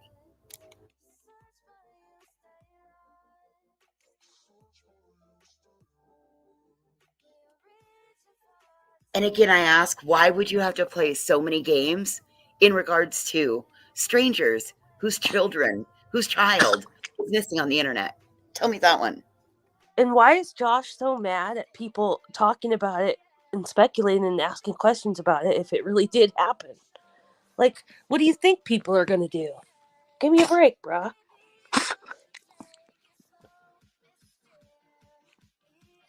Do you even question, bruh? Courtroom, you were on a Zoom meeting in a waiting room, listening to nothing, possibly could be called to testify about the interview that you gave, but that never came to fruition. Correct. And yeah, like I was literally sitting on a screen that said the judge's name, and then it showed my face, like my camera, and I was just sitting there for, like I said, about 4 hours doing nothing. And I want people to understand, I'm not doing this for content. What did I say to you before? Yes, you are. We did this. What was the main thing that I said to you? You said that it was up to me. I mean, you said you support me. Not only did I say that, but I said you don't know anybody in explanation. Oh, absolutely. You don't. You're choosing to do this, but you don't know anybody in explanation. Now, it's nice of you to give one, but I flat out don't think that. I don't think that you need to. Right. But I understand why you would want to, because if he gives one, you're going to have to give one. You've been on when I say ground floor, a lot of these people in the chat, including me, wouldn't know about the Sebastian Rogers case unless they followed you and then followed me, because I was following you. No. No. We're not taking any credit in that, and other than doing what we had intended to do, that was to get the case out there. And whenever you do that, inevitably, when it picks up steam, people are going to feel entitled and protective and territorial over people, because people reach out to people and they get invested. And that's happened to me, and I know that's happened to you. No. And it's not a great idea. Okay. And I understand. That means that's toxic, especially from parasocial the turn of events, that we've been dealing with. How is it though? How did you come across the Sebastian Rogers case? Well, I follow the TBI on all social media pages, and they put out the endangered child alert. You're not the only one. And that's initially when I saw it, is when they put out the first alert. And then you just started sharing after that. Yeah, I did a video or a live stream initially after I saw the alert, and then was just posting since, because it moved up to the Amber Alert. More information was coming out, more searches, so I just kept posting from there. Yeah, and that's like, and then you did a few lives on it. That's when I started paying attention, because I hadn't even talked to you about it, and then I heard it, and I was like, well, let's talk about it. And I know there's a lot of people that ended up going, that go to Tennessee, that ended up going to Tennessee. They kind of crowdfunded their way there. Yeah, they sure did. He helped support, and maybe you might have promoted and supported also. So is this one great big justification dance there, Gumball Shuffle? Also, there were plenty of people that did not hear about the case from Trevor Lee. There were a lot of people like myself that heard about the case from Duchess. That's where I first heard anything about Sebastian. Correct. Was her. She did some coverage very early on, and in fact, Duchess had the billboards up so quick. I don't even know how she did it, but she did. And that was one of the first big red flags I had seen in Seth as far as his truthfulness. Is he said, we don't have anything, there's no billboard, there's no nothing.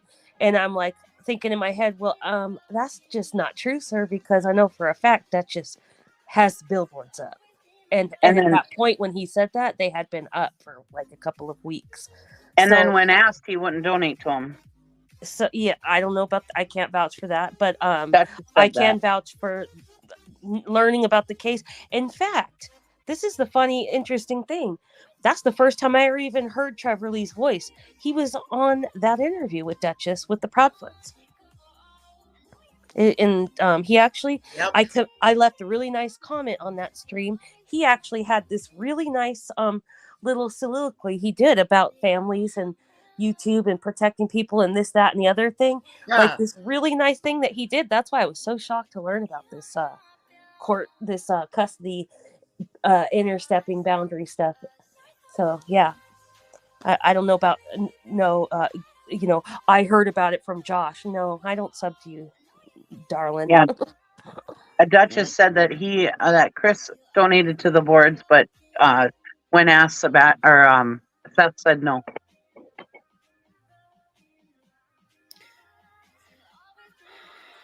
And the only that was after his GoFundMe was already up to $14,000. So, wow. The only gatekeeping I see is from a lot of them people. I'm gonna cringe so hard saying this out loud, but somebody referred to him as the godfather of the Sebastian Rogers case. What? Yeah, cringe. Secondhand embarrassment. Firsthand embarrassment due to the secondhand embarrassment being so severe. Yes. Ugh. And I'm gonna say, even if Seth didn't have money to go onto them to donate to them billboards, he could have at least on all these panels that he went on said, "Hey, here's the link. Go put money towards these billboards so that my son can be seen on billboards." Yep. No, let's keep it going. It was all Cash App, Venmo. I remember when Queen first had her legal fund, I couldn't afford at the time. At that time, things were going on. I didn't have enough money to be just willy-nilly throwing money at a YouTuber. So I put it on my community post and told people, hey, donate, Yep. There was no, that's what I'm saying. It was almost like he said, how did he not know there was already billboards? And that's what he was trying to crowdsource funds for. At that point in time, he was throwing out a Cash App, a Venmo. He had his own GoFundMe. And then at that time, this supposed reward fund by this supposed lawyer was still ongoing as well. So it was just very jarring to hear him say that, and you notice now there's nothing ever been any more addressed about the lawyer that was set up with the reward fund, other than don't send anything more there. So what did that person get? X number of dollars get their cut? We don't know, and we'll never know unless it's investigated like the Summer Wells Reward Fund was investigated. That's that, and I don't know if that's going to happen. It would take I don't know what it would take to get that looked into, and I don't know. The only thing I'd ever really heard about it, I do have a screenshot. It has the guy's name, the guy's address. The guy was only accepting checks. So they had to be checks that were dropped off to him and or mailed to him. And it did say at the bottom that all the funds were going into a trust. And then there was supposedly approximately $3,500 in that said reward fund, but that was based on pledges from local businesses. And that's everything I know about the reward fund, other than, it's over with and we don't know what happened to it anymore. And there was Rowena brings in the t-shirts. I forgot about those being sold. Mm-hmm. Yeah, I don't know. I don't even think there's a crime, law enforcement's there's not even a Crime Stopper reward, nothing. As far as I know. Which is interesting because there's usually always at least that $2,500 Crime Yeah. Stopper for tips. So, take that into consideration. They're not Okay, not really because asking for tips anymore. In fact, they're not even asking for searchers anymore. They told people weeks and weeks and weeks ago that they're going to be scaling back the searches and focusing more on the investigative side of things. So I don't know about you guys, but that's like a read between the lines type of a thing for me. I heard them say they were scaling back searches because it's too hard to search right now because of the woods. I didn't hear that. I heard them say that they were going to continue again in the fall when the foliage isn't so thick.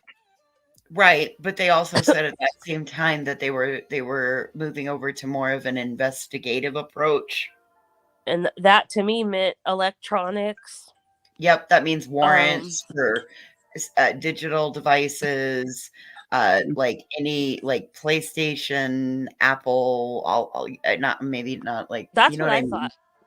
Yep. But we have to take into consideration that there's how many parents have had missing children that have been told that same thing, and you can't blame people for wanting to search. But I do know that in those first, I think, 2 weeks, don't you guys remember they were playing Eye of the Tiger?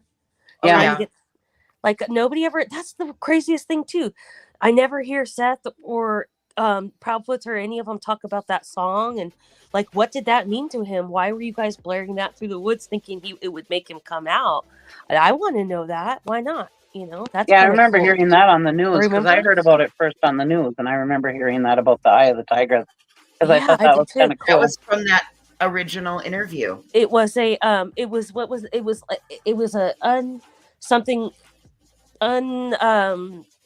unusual approach they were taking to the case. Yeah. So, why don't they ever talk about that? Why don't we see if he's going to drive around and seek out areas to search? Why isn't he blasting some of those songs? Yeah, exactly. That's crazy. You would think there'd be a loudspeaker just jamming out Eye of the Tiger everywhere they go. One would think, or there were a couple of songs that, I mean, I just,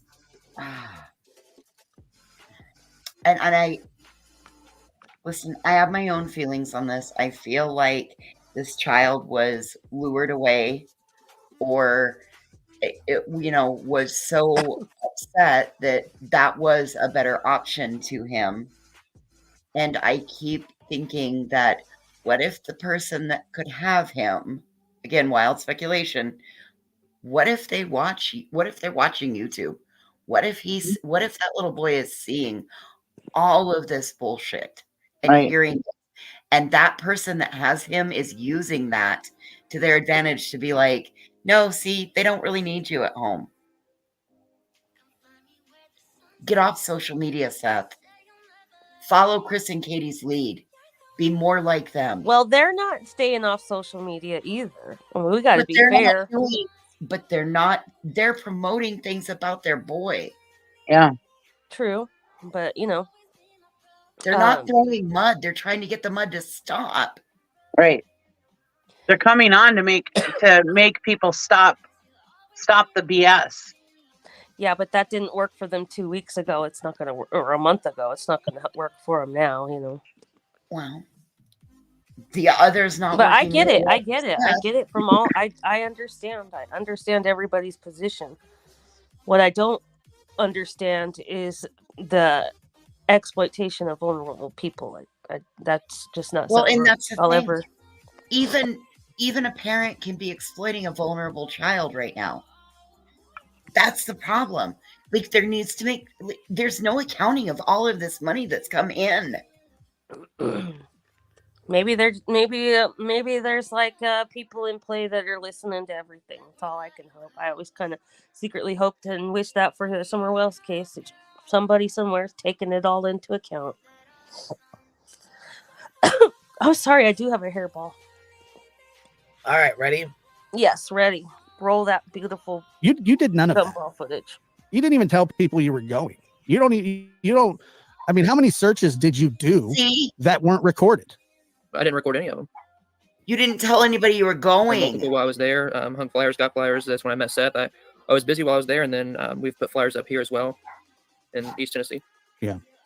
Yeah, and so obviously this was something, you know, like that has been bothering you. I mean, what would you just tell people that don't really know the involvement that you had? Like, what, I mean, you put it, I believe you put in a lot of effort and are not, I wouldn't say solely responsible, but you were a big part of this, which, by the way, you have backed off, correct? Yes. Yeah. I mean, at the request of Seth, fair enough. I mean, like I said, nobody's pushing past that. That's not what this is about. This is about people. When that altercation happened, people really chose sides. And I'm telling you that there's really no reason to choose sides because nobody knows who's right and nobody knows who's wrong. Nobody knows where Sebastian is. Sebastian Rogers out of Hendersonville, Tennessee is still missing. Yes. Southern Mimi said voices. That's what I was saying earlier. If Sebastian is watching, he might not want to come home. That's what I fear. Like, what if he feels like, oh, I've made such like, oh my goodness, I've made such a mess of this. I how could I ever go home? I'm stuck here. And maybe he's not in. Maybe it's not where he doesn't want to be. Man, it's just sad. Buddy, if you get to hear this,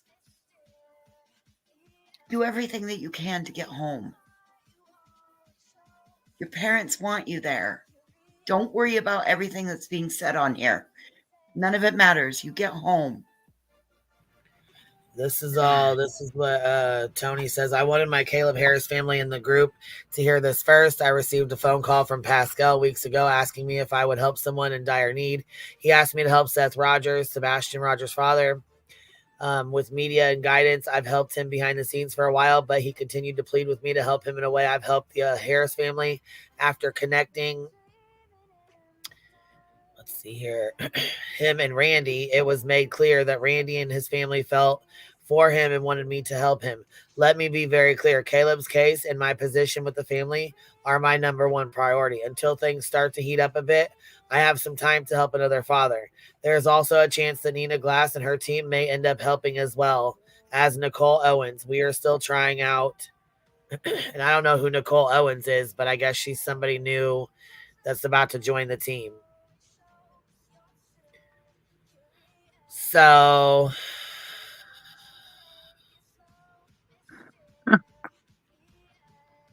yeah. Not a sign of him anywhere to his existence. There's no proof of life. There's no proof of death. There's nothing. It feels like he vanished into thin air, but he didn't. That's the thing. He did not disappear into thin air. It's not possible. It doesn't happen. So he's somewhere, and he either got there on his own, which I highly doubt. I don't know if you've ever walked outside in under 30-degree weather to do anything, but if you have any sensation or feeling in your feet whatsoever, it feels like you're getting stabbed with needles. I can't imagine anybody like you are feeling. So, no, it does not. It's ridiculous to think that he was in such a rush to run away that he didn't put his shoes on. It's asinine. And I know there are people that think that he ran away and got. Just listening to this shit pisses me off a little bit. Dude, did you see the date on that? That said May 3rd. Pascal's mod said that he didn't have anything to do with hooking Tony and Seth up. Fully 100% denied it. All the way back on May 3rd, Tony is coming out and saying that. And talking about Nina, the woman who, Nina Shotgun Glass.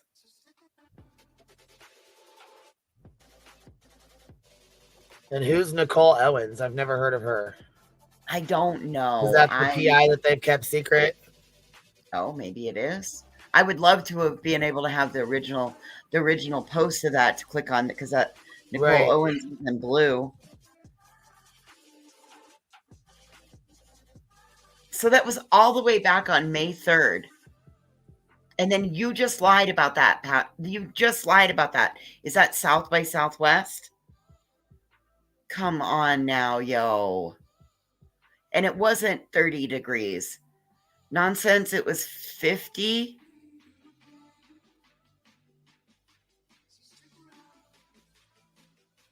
It was mid 50s. Thank you.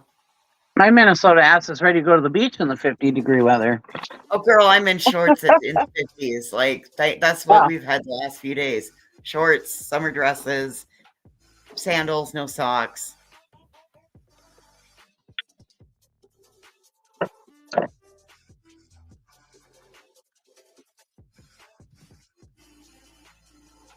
Wounded or something. I'm telling you, it's been 80 days and not a trace, not a, once again, the bloodhounds, the this, that, there is nothing. It's a big, fat, you know what I mean?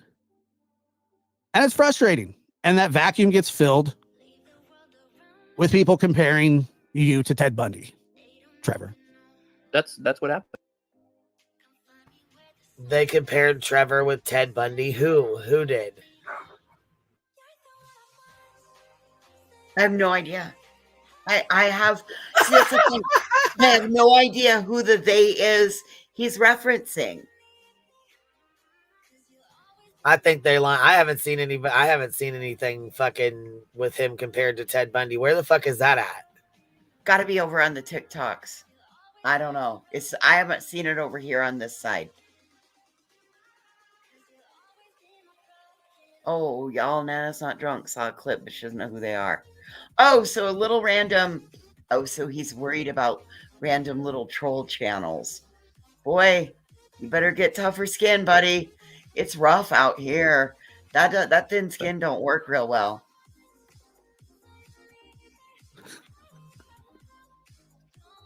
How do you respond to something like that?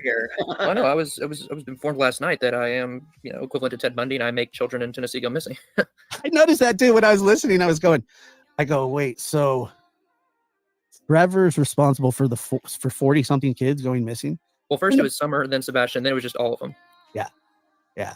And how you somebody said Scott Peterson showed up to his wife's vigil too. What the hell? I mean, this is really unbelievable.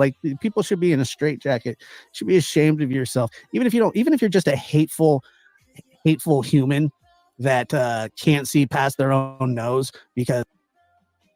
Wait, somebody compared him to fucking Scott Peterson? Where? What the fuck is going on? Stop it.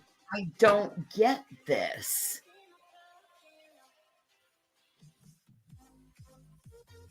Well, he wasn't married to Sebastian, and he wasn't married to Summer. No. What the fuck is wrong with you guys?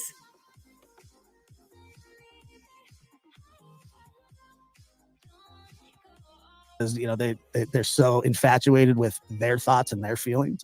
I mean, that's even too far for most. Okay. But to sit there and placate somebody just shows me that, one, you probably didn't graduate high school. Two, if you did, they probably refused to give you your diploma. And three, they may have just kicked you out because you couldn't fit in the desks anymore, And so that there's three things that I just want to say there. But I'm here to defend you, man. I told you I was with you. What? And I know there's a lot of people that say, well, Trevor, you should watch who you associate with. I agree. I mean, I agree, man. It's just ridiculous. You're my friend. I care about you a lot. And I don't like what people are doing to you. Oh, but you shared a call and got in cahoots with him. Right. One of the first ones to leak the so-called call. And I know you don't like it either. I mean, you're not made for that kind of stuff. Well, I appreciate that, Josh, and just to have the platform to talk about. Like I said, all I wanted was the truth out, and then people can take what they want from it. I had no actual involvement in any kind of custody court hearing. That is not my place, and also a court would not want that. Why would they say some person that doesn't know either of the people involved, let's come in and get your testimony.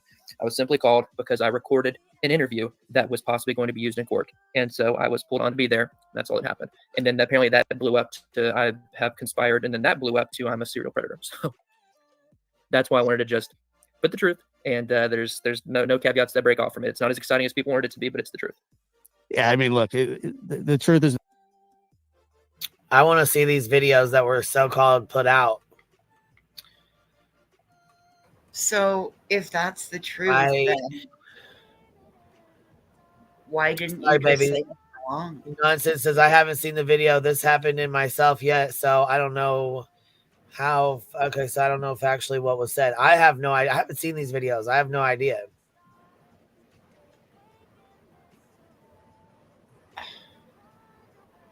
It's on Whistle While You Lurk. All right, we'll try to go find it. Let me see if I can. I don't think I've ever heard of that channel. You know, they'll somehow take this and I've heard of it. misconstrue it somehow and say, yeah, they're twisting words. Well, we're not. We're just telling you. I'm just telling you how it is. I'm telling you the flat out truth. I was disgusted by the stuff that I heard. I turned it off after about 45 seconds. It was sent to me by many different people. And let's just put it this way. I don't care. I don't care about those people. They're not worthy of addressing. But if it was me, I've been called everything, so it doesn't matter. But when somebody with a pure heart, and I truly believe that about you, Trevor. I've told you that. I've said this many times, that you have the drop on all of these people because you have a pure heart. And I'll tell you this, and Seth, if you're listening, Seth and I did have a conversation, and I brought you up, and we talked about your pure heart. And I said, I wish I had what he has, but I don't. I don't. I wish I did. I wish I was a better person. I wish that I did things in a more proper way. I wish I wasn't so coarse sometimes. Seth agreed. And he also agreed that you have a pure heart. And that's why I find it repugnant and diabolical, the things that people are saying. Because it's a great sadness in my life that people are attacking you the way that they are. If they are attacking you, it's because your association with me, mostly. Not because of the things that you do. Not because of the person that you are. No. They don't I put him in back room. Yeah, I got it. No. They're not attacking you. We're not attacking. Number one, we're not attacking. We're pointing out, like, you're doing it for all the wrong reasons. Maybe we're wrong for pointing it out, but somebody's got to step up and say something. Number two, we are not coming after him for his affiliation with you. We are discussing a person from YouTube getting involved in a stranger's court custody case who happens to have a child that is missing. Inappropriate.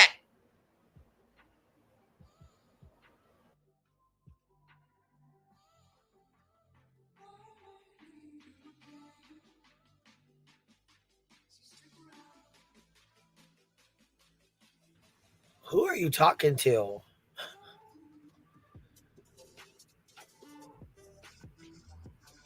You talking to the video, Josh on the video, or somebody in here? Yeah, she was talking to the video.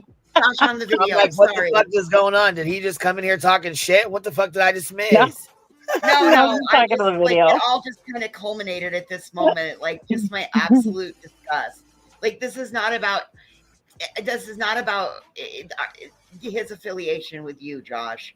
I mean, it might kind of be, but it's not about that. It's about the fact that this person got involved in a stranger's court custody case.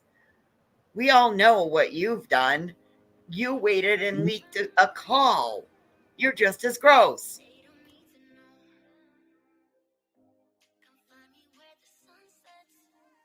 Yep.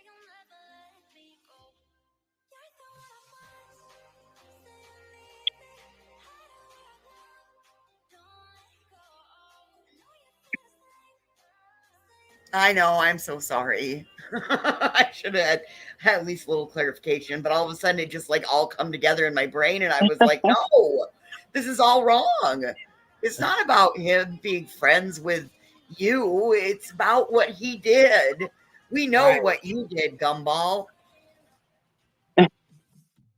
And he'll probably never hear this, so I know I'm safe to say it. Me, so they don't like you, and they'll do anything to disparage somebody that has a pure heart, because shut up. evil sees light. See how And darkness easy it wants is to put out like, light, but light cannot be put out by darkness, Trevor. And you have light, and you're going to be something great. You're going to be something great. Well, thank you, Josh. And contrary to your opinion, you are a good person, and I appreciate you being my friend. It's easy to be friends with you, man, because I know who you are. You know, a lot of people just hear what we say and talk about when we're on the air here, and it's not like you're a real person, you know, with real feelings, and you know, you have a family just like I do, and at night you have to be comfortable with who you're, at least be comfortable with who you are. And I know that you are. And I'm glad that that you come to me and discuss with me about things that are on your mind and things that need to be cleared. I would love to see you come back to YouTube at some point. I understand if you don't. I know there's a lot of people that support you, man, and a lot of people that, I mean, you have grown eons from your very first time on YouTube. And we need that sad violin music. I think that people like you are necessary for balance. I do. You know, I get told that, and like I said, I have a much, you know, this isn't me like self-deprecating or anything, but I have a much lower opinion of myself than some people do, and so that's for my own messed up reasons in my own head. But you got it. You know, you can do whatever you want. You go into law enforcement, you can become a reporter or a counselor. I don't know. There's not many things that you're not suited for, you know. And maybe YouTube isn't for you, and I can understand that. You know, I heard earlier that Pascal said that he's stepping away from the case. I didn't hear what happened. Did you hear about? Hey, wait, what? Wait, what? Yeah, he said it too. Hey, hold on. Let's hear that again. Maybe YouTube isn't for you, and I can understand that. You know, I heard earlier that Pascal said that he's stepping away from the case. I didn't hear what happened. Did you hear about that as well? I saw that he was. I didn't know. I don't know any details about it. Yeah, I don't know any details. I just know that. Damn. And that's sad, really. I mean, once people stop covering or stop talking about the case, I mean, look, it could go cold no matter what, but at least if people are talking about him, his name's out there. There's listen to that threat. Well, you know, we'll just stop talking about him. If you don't let us say what we want to say, we'll just stop talking about him, and then it's all going to go cold. You know, we're the only ones keeping it hot and fiery. Yeah, because you're feeding into the fucking drama, you asshole. Some hope, but I mean, there's just right now, it feels fruitless, you know, and I don't know why. It's just sad because it's every day that goes by is he, you know, he's still out there somewhere. But nobody's given up. Even people, if you step away from coverage or you step away from the case publicly, there's always stuff to be done. I mean, I pray for Sebastian all the time. I know independent search groups that know exactly where to find me on a 4-hour notice if I need to come out and help. I mean, whatever it is that we can do, you know, just putting up flyers, whatever it is, we can all be. So you're still willing to help search if called? Yes, absolutely. I'm in touch with independent search groups, search and rescue teams that are out there, and if they need an extra person, I'm there. Good. No, that's I knew as soon as I had heard the more disparaging remarks. You know, it's really frustrating because, like I said, I'm pretty. I don't know. How new are you to YouTube? I mean, you've been around. How long have you had a channel? Oh, it's been over. It had been over a year after I stopped. Yeah, and it wasn't like a big channel or anything, man, but it definitely grew. Correct? Oh yeah. And so, do you think you'll ever come back to YouTube? It's it's not, if it's in the cards, I'll come back, and if not, I'll pursue my same passions in another avenue. Yeah. The mission stays the same regardless of the avenue taken, is the way I see it. Yeah, no, I understand. I completely understand, and I think that, like I said, I think people like you are necessary, at least on some sort of forum. I mean, not a lot of people out there move silently, do deeds without telling people. You know, in the Bible it says, "Don't let your right hand know what your left hand is doing." Something. Maybe it was the right hand and the left, or the left. Or I'm not ambidextrous, but I'm just saying, you get the point. And that's how you operate. That's how you've always operated. You're very quiet most of the time. Now, the thing was, you went and got that interview. And by the way, would you have done anything different there? I mean, and be honest, I mean, if you would, go ahead and say it. But I mean, and if you had, what would you do different if you would do anything different at all? Well, I'll be honest, going into that interview, I had no idea that it would be, that interview would be something that would be used in a court case. That was something to me that I never thought through, because like I said, when it first happened, she got the clearance from her attorney in that case, but never once did I think it would be part of it. If I knew it was going to be, I'm not saying I would do things differently, but it definitely would have changed my thought process on it, because I never thought it'd be that, because I had no intention to get in that deep, and I didn't. But like I said, I mean, I just sat there in the court, but even to be listed, I had no idea that was going to be a thing. But as far as somebody coming to me and saying, can this person share their story on your platform? That's the whole reason I made my platform, is to give people a voice. And so I do not regret giving her a platform at all. Yeah, I mean, so I'm completely with you on it. I thought that you got to understand. So this is in the relatively early days of the investigation. Messy in a stranger's custody case. Not at all. Not one letter. Not one little bit. Cool.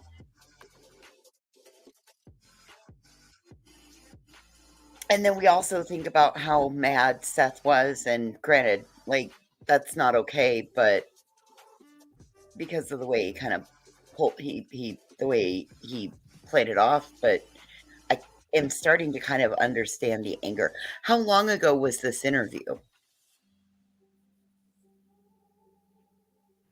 Today. Oh, this did not age well at all. Jesus Christ. This was from 5 hours ago.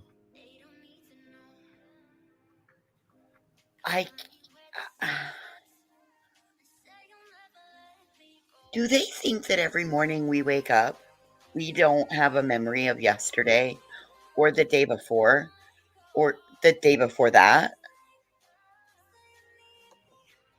No, it's gone. This one. What is the one thing that you put in your fridge and like 30 seconds later it's bad? I know there's something. Avocados. If you don't get them like immediately, like then they turn brown, and like this aged worse than an avocado.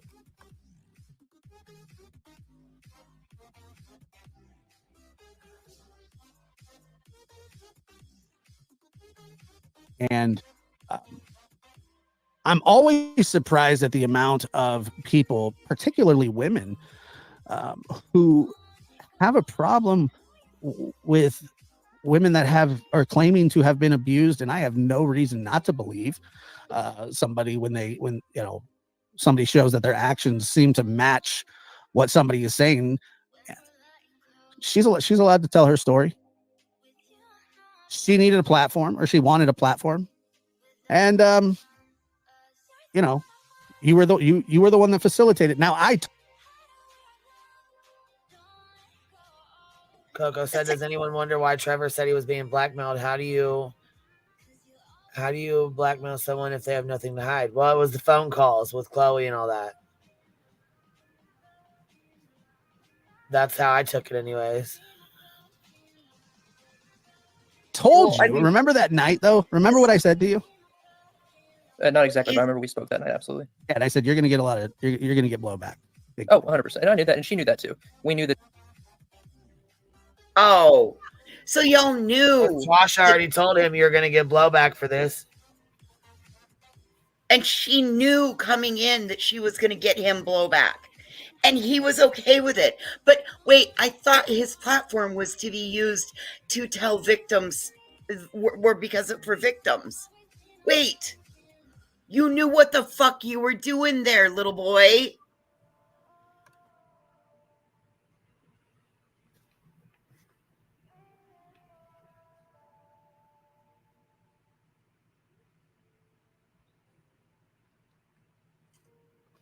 That, and I would like to see proof of said blackmail, sir.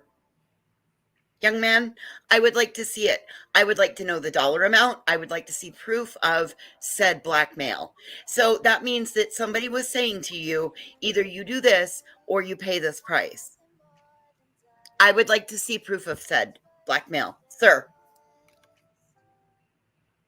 I don't think it was money, but it was, I don't remember what they. Well, okay. Well, I would like to see said proof of said threats to, if you don't do this, we're going to do that. Yeah. Right.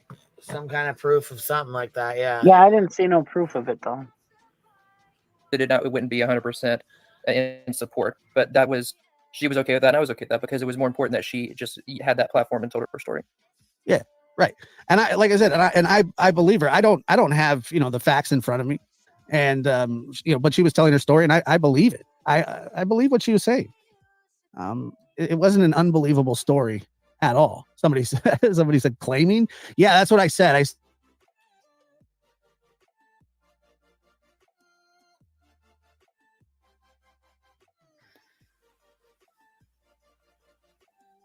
What in the fucking hell? That's Liz H. I'm exactly with you. Nobody knows if her story is factual or not. You got her side of it. Yeah. Listen, it was a very tumultuous marriage. Both have said, Chris even said that it was a tumultuous marriage. What happens when marriages are tumultuous and they have custody battles? Listen, there are 3 sides to every story in that case. His, hers, and then there's the truth. Somewhere down the middle. Her perspective is her truth. His perspective is his truth. And none of us from YouTube had any business being in the middle of their issues. Right. But yet, here we are. Right smack dab in the middle. Stuck in the middle with you. Yeah. I don't know what you want from me there. I didn't say to believe her either. That's why I said, that's why I did it the way I did. I told her the way I was going to do it if she was going to come on and she agreed, just she tells her story because I wasn't, I couldn't sit there and say that this is all factual. And I also didn't want to guide the interview at all and ask questions because it's not my story to tell, not my story to guide. I just simply said, record, took my face off the screen, and she told her story. And people had the choice to, believe it, not believe it. Some people, the amount of people that related to it, I believe it was worth it in that regard because the amount of people in similar situations felt that they were empowered by somebody speaking out like that. And that's what it was about to me. Yeah, I mean, and the fact that you had to kind of go on a little tour to tell everybody your reasoning. No. The other day I found myself in a position where I was, people were questioning, why would you release that, that phone call and whatever. And I said why I did. And then once you say that the reason that you did it, that gets questioned. Well, that's the reason you did it. And it's like, it's never enough, bro. Like it's never like you will explain yourself to death. And that's what people want you to do. Just because they don't agree with you doesn't mean that you did the wrong thing. They don't get to choose what we do. If you want to get a channel and say your bull crap on there and give your Ted Bundy theories, which is insane. I mean, who thinks of stuff like that with zero evidence? Yeah, but when people do, you want to strike them. Say that one again, Cheesy. When people do, you want to strike them. He said go get your own channel and say what you want to say on it. Well, Nonsense and Queener, he said he was going to strike it, so obviously he doesn't believe in that. That's all I had to say. Sorry. I can't even believe that this is after everything, this is the cleanup, you guys. This is how they clean up and exit off, because now they'll have Madeline Soto's case to move on to. So everybody's pulling back, hands off, hands off. Why? What do we got? Seth's been recording you guys. What has he got? Has he got you guys trying to extort him? There's gonna be a whole nother round of bullshit coming. Mm-hmm. Chris and Katie Proudfoot, no picking on them. I'm just saying, I've heard some psychotic rants, come out of that place, and it's unbelievable to me. It really is unbelievable. I'm not going to tell you what channel did it, because I'm not even sure what channel did do it, because I'm not going to even look at it. It got sent to me in a clip. I listened for about 45 seconds and went, they need to put a tent over that circus immediately, and let's get some straight jacket stat. Okay, because these idle hands are the devil's playground with these people. Oh, it's just like you and your Blue Gumball. To say that about anybody. Not me. I would hate to see that said about a single soul, that you're willing to claim that they're, their state's biggest predator. They're making all the kids go missing. They help because they have, they have these crazy intentions. And then, but Trevor, it's just a theory. It's just a theory, dude. What are you talking about? Well, apparently, went as far to say I am the most feasible suspect in both cases. Feasible suspect. That's a strong opinion. It's a theory. It's okay. It's a theory. You can say whatever you want as long as you have a theory. And look, I have theories about a lot of things. I think that Chris and Katie Proudfoot are not telling the truth, and but I don't think either one of them are Ted Bundy. I don't think that they're telling the whole truth. That seems feasible, right? I feel like a lot more feasible than me being Ted Bundy. All right, we got to listen to this bullshit. Yeah. All right. Buckle up, buttercups. So this is the channel. I don't even know who the fuck it is. Whistle while you lurk. And it says KKB and the Idiot Sandwich. I don't know who either one of these people are, but here we go.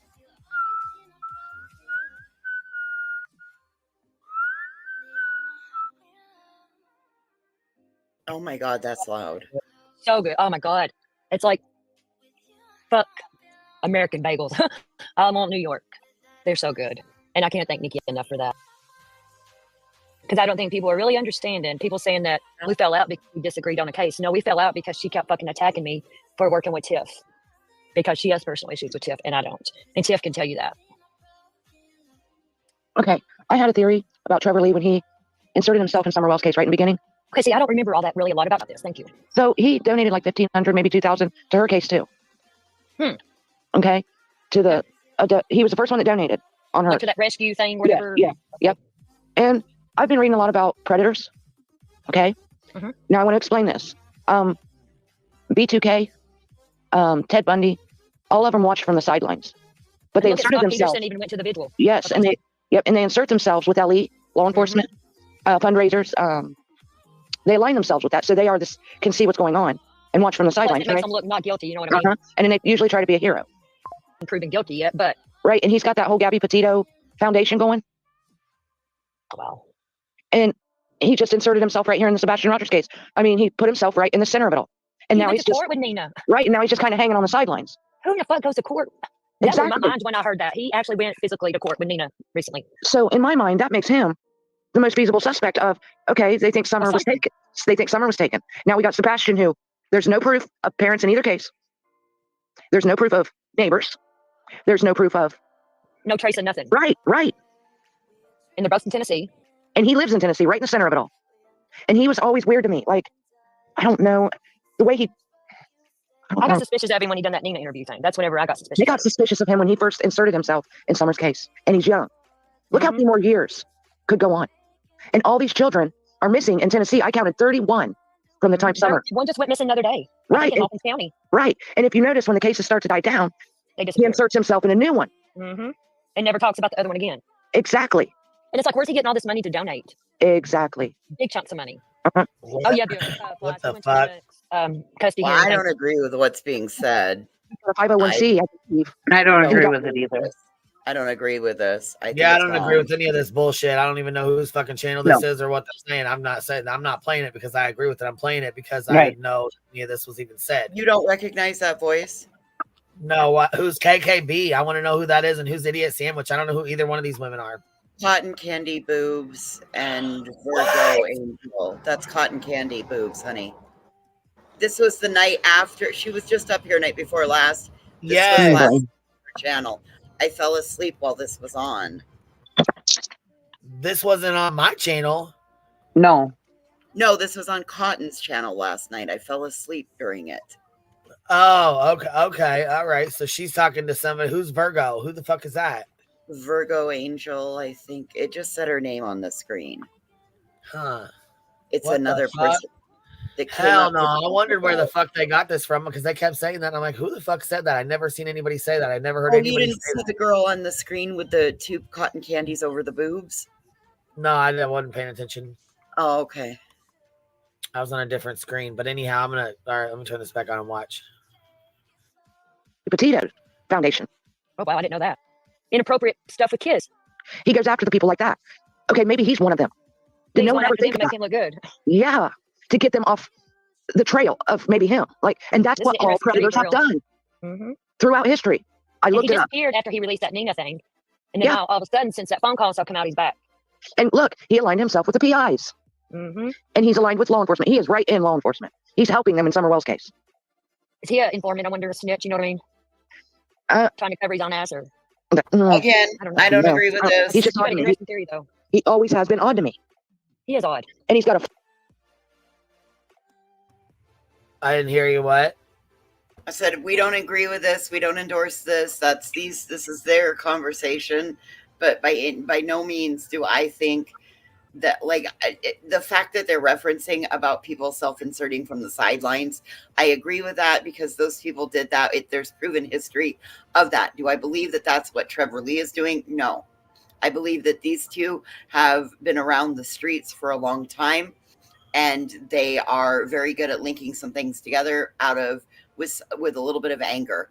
But I don't believe that this is I believe this is two women ranting, and it should have been done privately and not on a panel. Right. I agree. Flat. It kind of like he has no emotion. He's got a flat demeanor. Oh, Trevor Lee, he's this. He's the greatest person walking. He's done so many things for these children. But has he? It's just weird how he all of a sudden got that Nina interview. Nobody didn't know who Nina was at that time. All of a sudden, bam, there she is. And I'm not saying he hasn't done things for children. He might have done a whole lot more than we think for children. There is a predator in Tennessee. I'm telling you, I feel that. I believe you on that. I felt that since summer. Okay, who's the most likely suspect? Who's the one they'd never look at this point? Him. Yeah, ponder that. It really pissed me off when he went to court with Nina like that. Yeah, And then you got T-Rev saying it says house. Right. And okay, why would he go to court with that woman? To get exactly, has nothing to fucking do with him. I'm gonna tell you why. To get everyone on Chris Proudfoot because of what Nina said about how he abused. This gets the attention off Trevor Lee. It gets it completely away from him. And it did in Summer's case. Everyone turned to him as a hero. And I noticed at one of the vigils, I think it might have been the one that they said Penny Fizzle was at. You remember that? Yes. Okay, he had his own booth. He didn't participate with the rest of them. And I watched him and I saw a video on him and he just kind of walked up where no one even greeted him. It was like he snuck up to that booth and was standing there all by himself. That's what predators do. There's a prize in it for them. It satisfies them to watch these people going chaotic. But then they like to be the hero because it gets the deal off them. And he is a suspect. He is in Tennessee. Everybody in the world is a suspect right now. I mean, he's on Ellie's side now. Oh, this is way too much. Makes all these flyers and does all these things. Okay. And it's a great thing. From the outside looking in. But if you dig deeper and think about things. And all that, just. Yeah. And you think about things and you start researching what predators do. Because that's what I was trying to figure out. Why all these kids in Tennessee? I mean, there's kids everywhere going missing. But and Tennessee seems they all have some kind of similarities in what they do. All of them. Right. Yeah, when you texted me earlier and was talking about that, okay, it's weird as fuck to me. And he doesn't have children. He's too young to have children.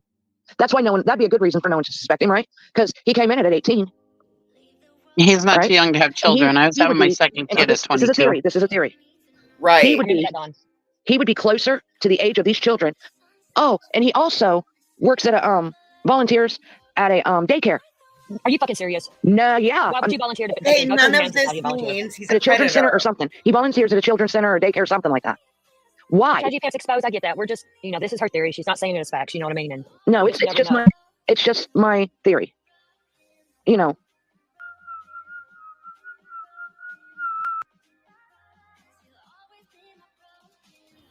Well, listen, that should have been their disclaimer should have probably been done way before this started, and that probably should have been done between those two, but it's out there, so Oh my God, you guys! I just stepped out into the dark to have a cigarette, and that whistle went off, and it scared the shit out of me.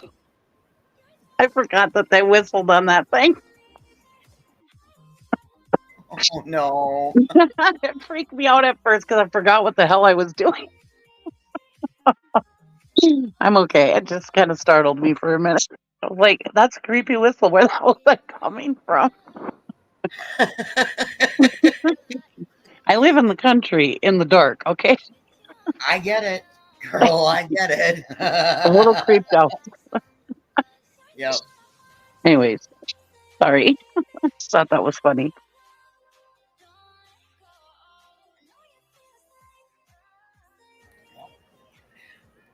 I do believe that, again, like I said earlier, some of those things that they pointed out, that there are people that have sat on the sidelines and inserted themselves. I do believe those statements were truthful. We've seen that in proven track record of history, correct? I do not believe that that is what this young man is doing. I do believe he had clouded judgment. I think that he thought this would be a great way to ride in and maybe build his following to further his mission. I believe he thought he would not get the backlash, even though clearly seasoned YouTubers that have been around the block several times warned him. And I believe that now he's leaving YouTube and Pascal is stepping away, but Pascal's not stepping away, but the live's private. So I don't even know what the hell to think anymore. Yeah, I don't think that Trevor's a creep like that, like they're saying. I mean, that was a lot of reaching, but I will say I agree with what Monica said in the chat. It does sound like what YouTubers sound like when they speculate on things. He kind of got a taste of his own medicine. Right?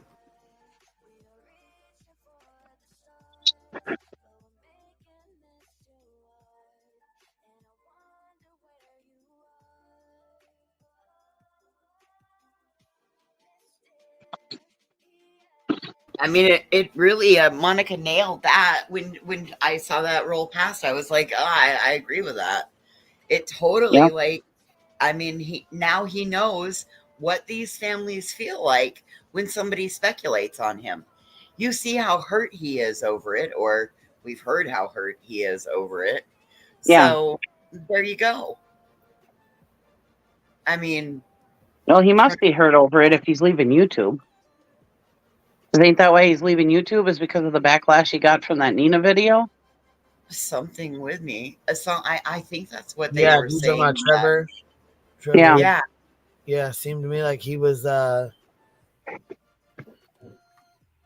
inserting himself where he didn't need to be.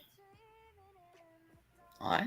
I mean, I guess now he knows what it's like for these families because, gosh dang.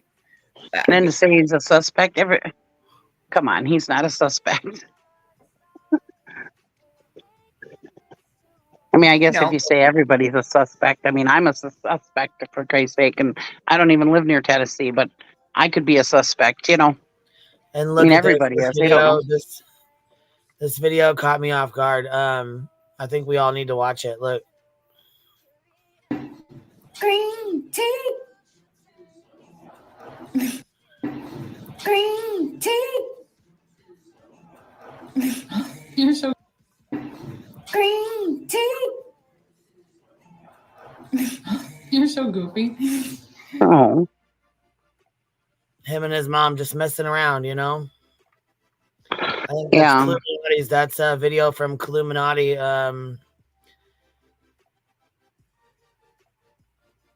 Believe this is her video. Let me see.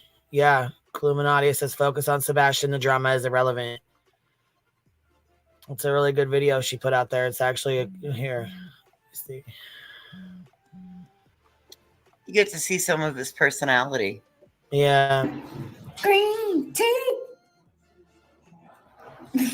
You're so goofy.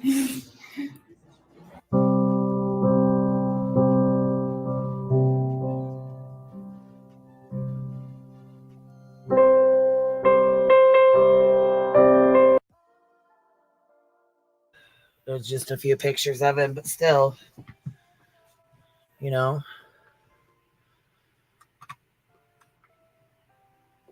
That's really nice.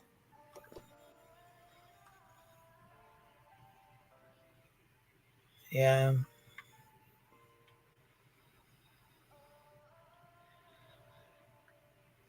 But he didn't look like a unhappy, abused kid like they're trying to portray it. Well, you Yeah, know, I and mean- look at, even in the background of everything, the house is very clean. He's very well Yeah. put together. You can see that he's having fun. He's even getting to drink some green tea. It's not like he's being forced to drink tap water. Right. It seems very well adjusted. You don't hear any. I mean, you know, you hear mom laughing with him in the background. Shame on you guys. Stop. I agree with that end quote. Presumption of innocence. It's a basic right now. These people are innocent until proven guilty in a court of law. They haven't even deemed that a crime has happened. Their child is missing. And you want them strung up. Stop it. Oh yeah, this is like the Salem witch trials, for cripe's sake. They're just crazy out there. Yeah, it's a little ridiculous. And I would really fear for Chris and Katie if there were still lynchings. I'd be scared for them. Well, You and know, then they wonder it's just why crazy. they wonder why they didn't attend a vigil that couldn't be in a controlled environment. They've had threats on their lives. You don't know if they're being lured to a location. Right. People don't take into consideration the silent viewers. Mm-hmm. You don't know who's going to want to be a vigilante one day because y'all out here are speculating like crazy people. Yep. That's right. Yeah, it's not the people in the chat you're scared of, it's the people that aren't in the chat. Exactly. Or it's people that are sitting right there watching everything go by, never say a word, sitting back on their couch, and then one day that person gets fed up and decides to take something into their own hands. Yeah, and you see how these people get so attached to these kids on here where they're saying, "Oh, I love them and they're our kids and they're our babies and blah blah blah." You don't know if somebody who's not right upstairs is thinking the same thing. And then all of a sudden, what would we do if somebody hurt somebody that we love or one of our babies? Well, we'd go after them, right? Well, if they're crazy enough to think that this is actually their baby, they love them, you know, they could be crazy enough to do something stupid. I'm sorry. I can't. I just cannot. I don't see where any of this, they're playing into it. And at this point, one parent has gained at minimum 30 grand off of this child's disappearance. And he wasn't even the parent that had primary custody. I'm No, Chris sorry. and Katie didn't want no GoFundMe's or anything. Nope. These people also have a right to privacy. Y'all have dug in and found every other ounce of their dirtiest dirty. Mm-hmm. Can't you just give them a minute to have a little bit of privacy for themselves? Same with those sharing of the you know, when they were talking about, when Seth was talking last night about photos and stuff, and I kept thinking, no, don't do that. Those might become your only treasure you have one day. God forbid. You put that out right now and commercialize it for this, You'll never have that moment. You'll never have those photos between you and nobody else in the world. Yep. They don't realize the decision that they're going to make in haste.